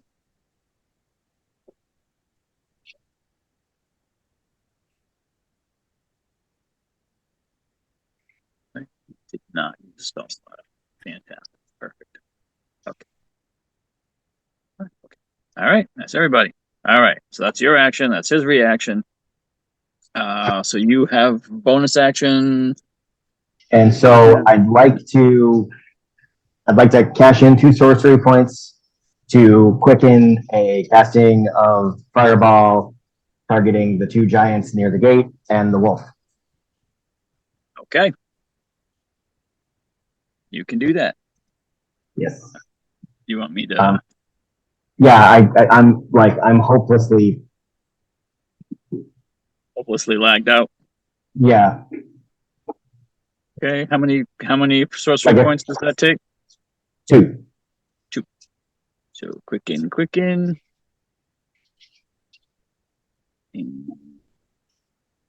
Fireball. Regular roll fireball. Yeah. 3rd level, yeah. Yep. Okay, so this will do that and that. Oh, let's do it. All right. Damage. Whoa. Yeah, doing some damage. Cool. That kicked off the spell slot. It did. Oh, that's nice. I like that. That's super nice. Okay. And I'd you like are to now fully visible. visible. Yep, and I'd like to climb 50 feet into the air. Okay, so up to 70. Yes, please, thank you. Right. Caw, motherfuckers.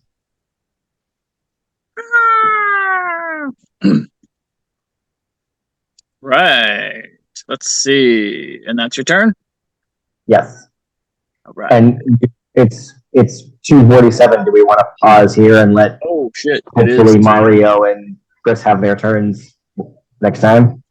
Oh, great call. Yeah. That Yeah. makes sense. I didn't realize what time it was. Yeah. Sounds good to me. We'll pick up here. Awesome. Can we just talk about the fact that the Winter Wolf has a horrible, considerate scream? Was that his name? Yes, we can. Also, before we go, I'm going to show you guys my new dice.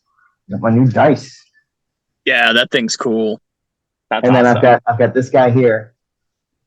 Oh, And I don't know if is you it can tell, hollow? but like it's hollow. Follow? Yeah.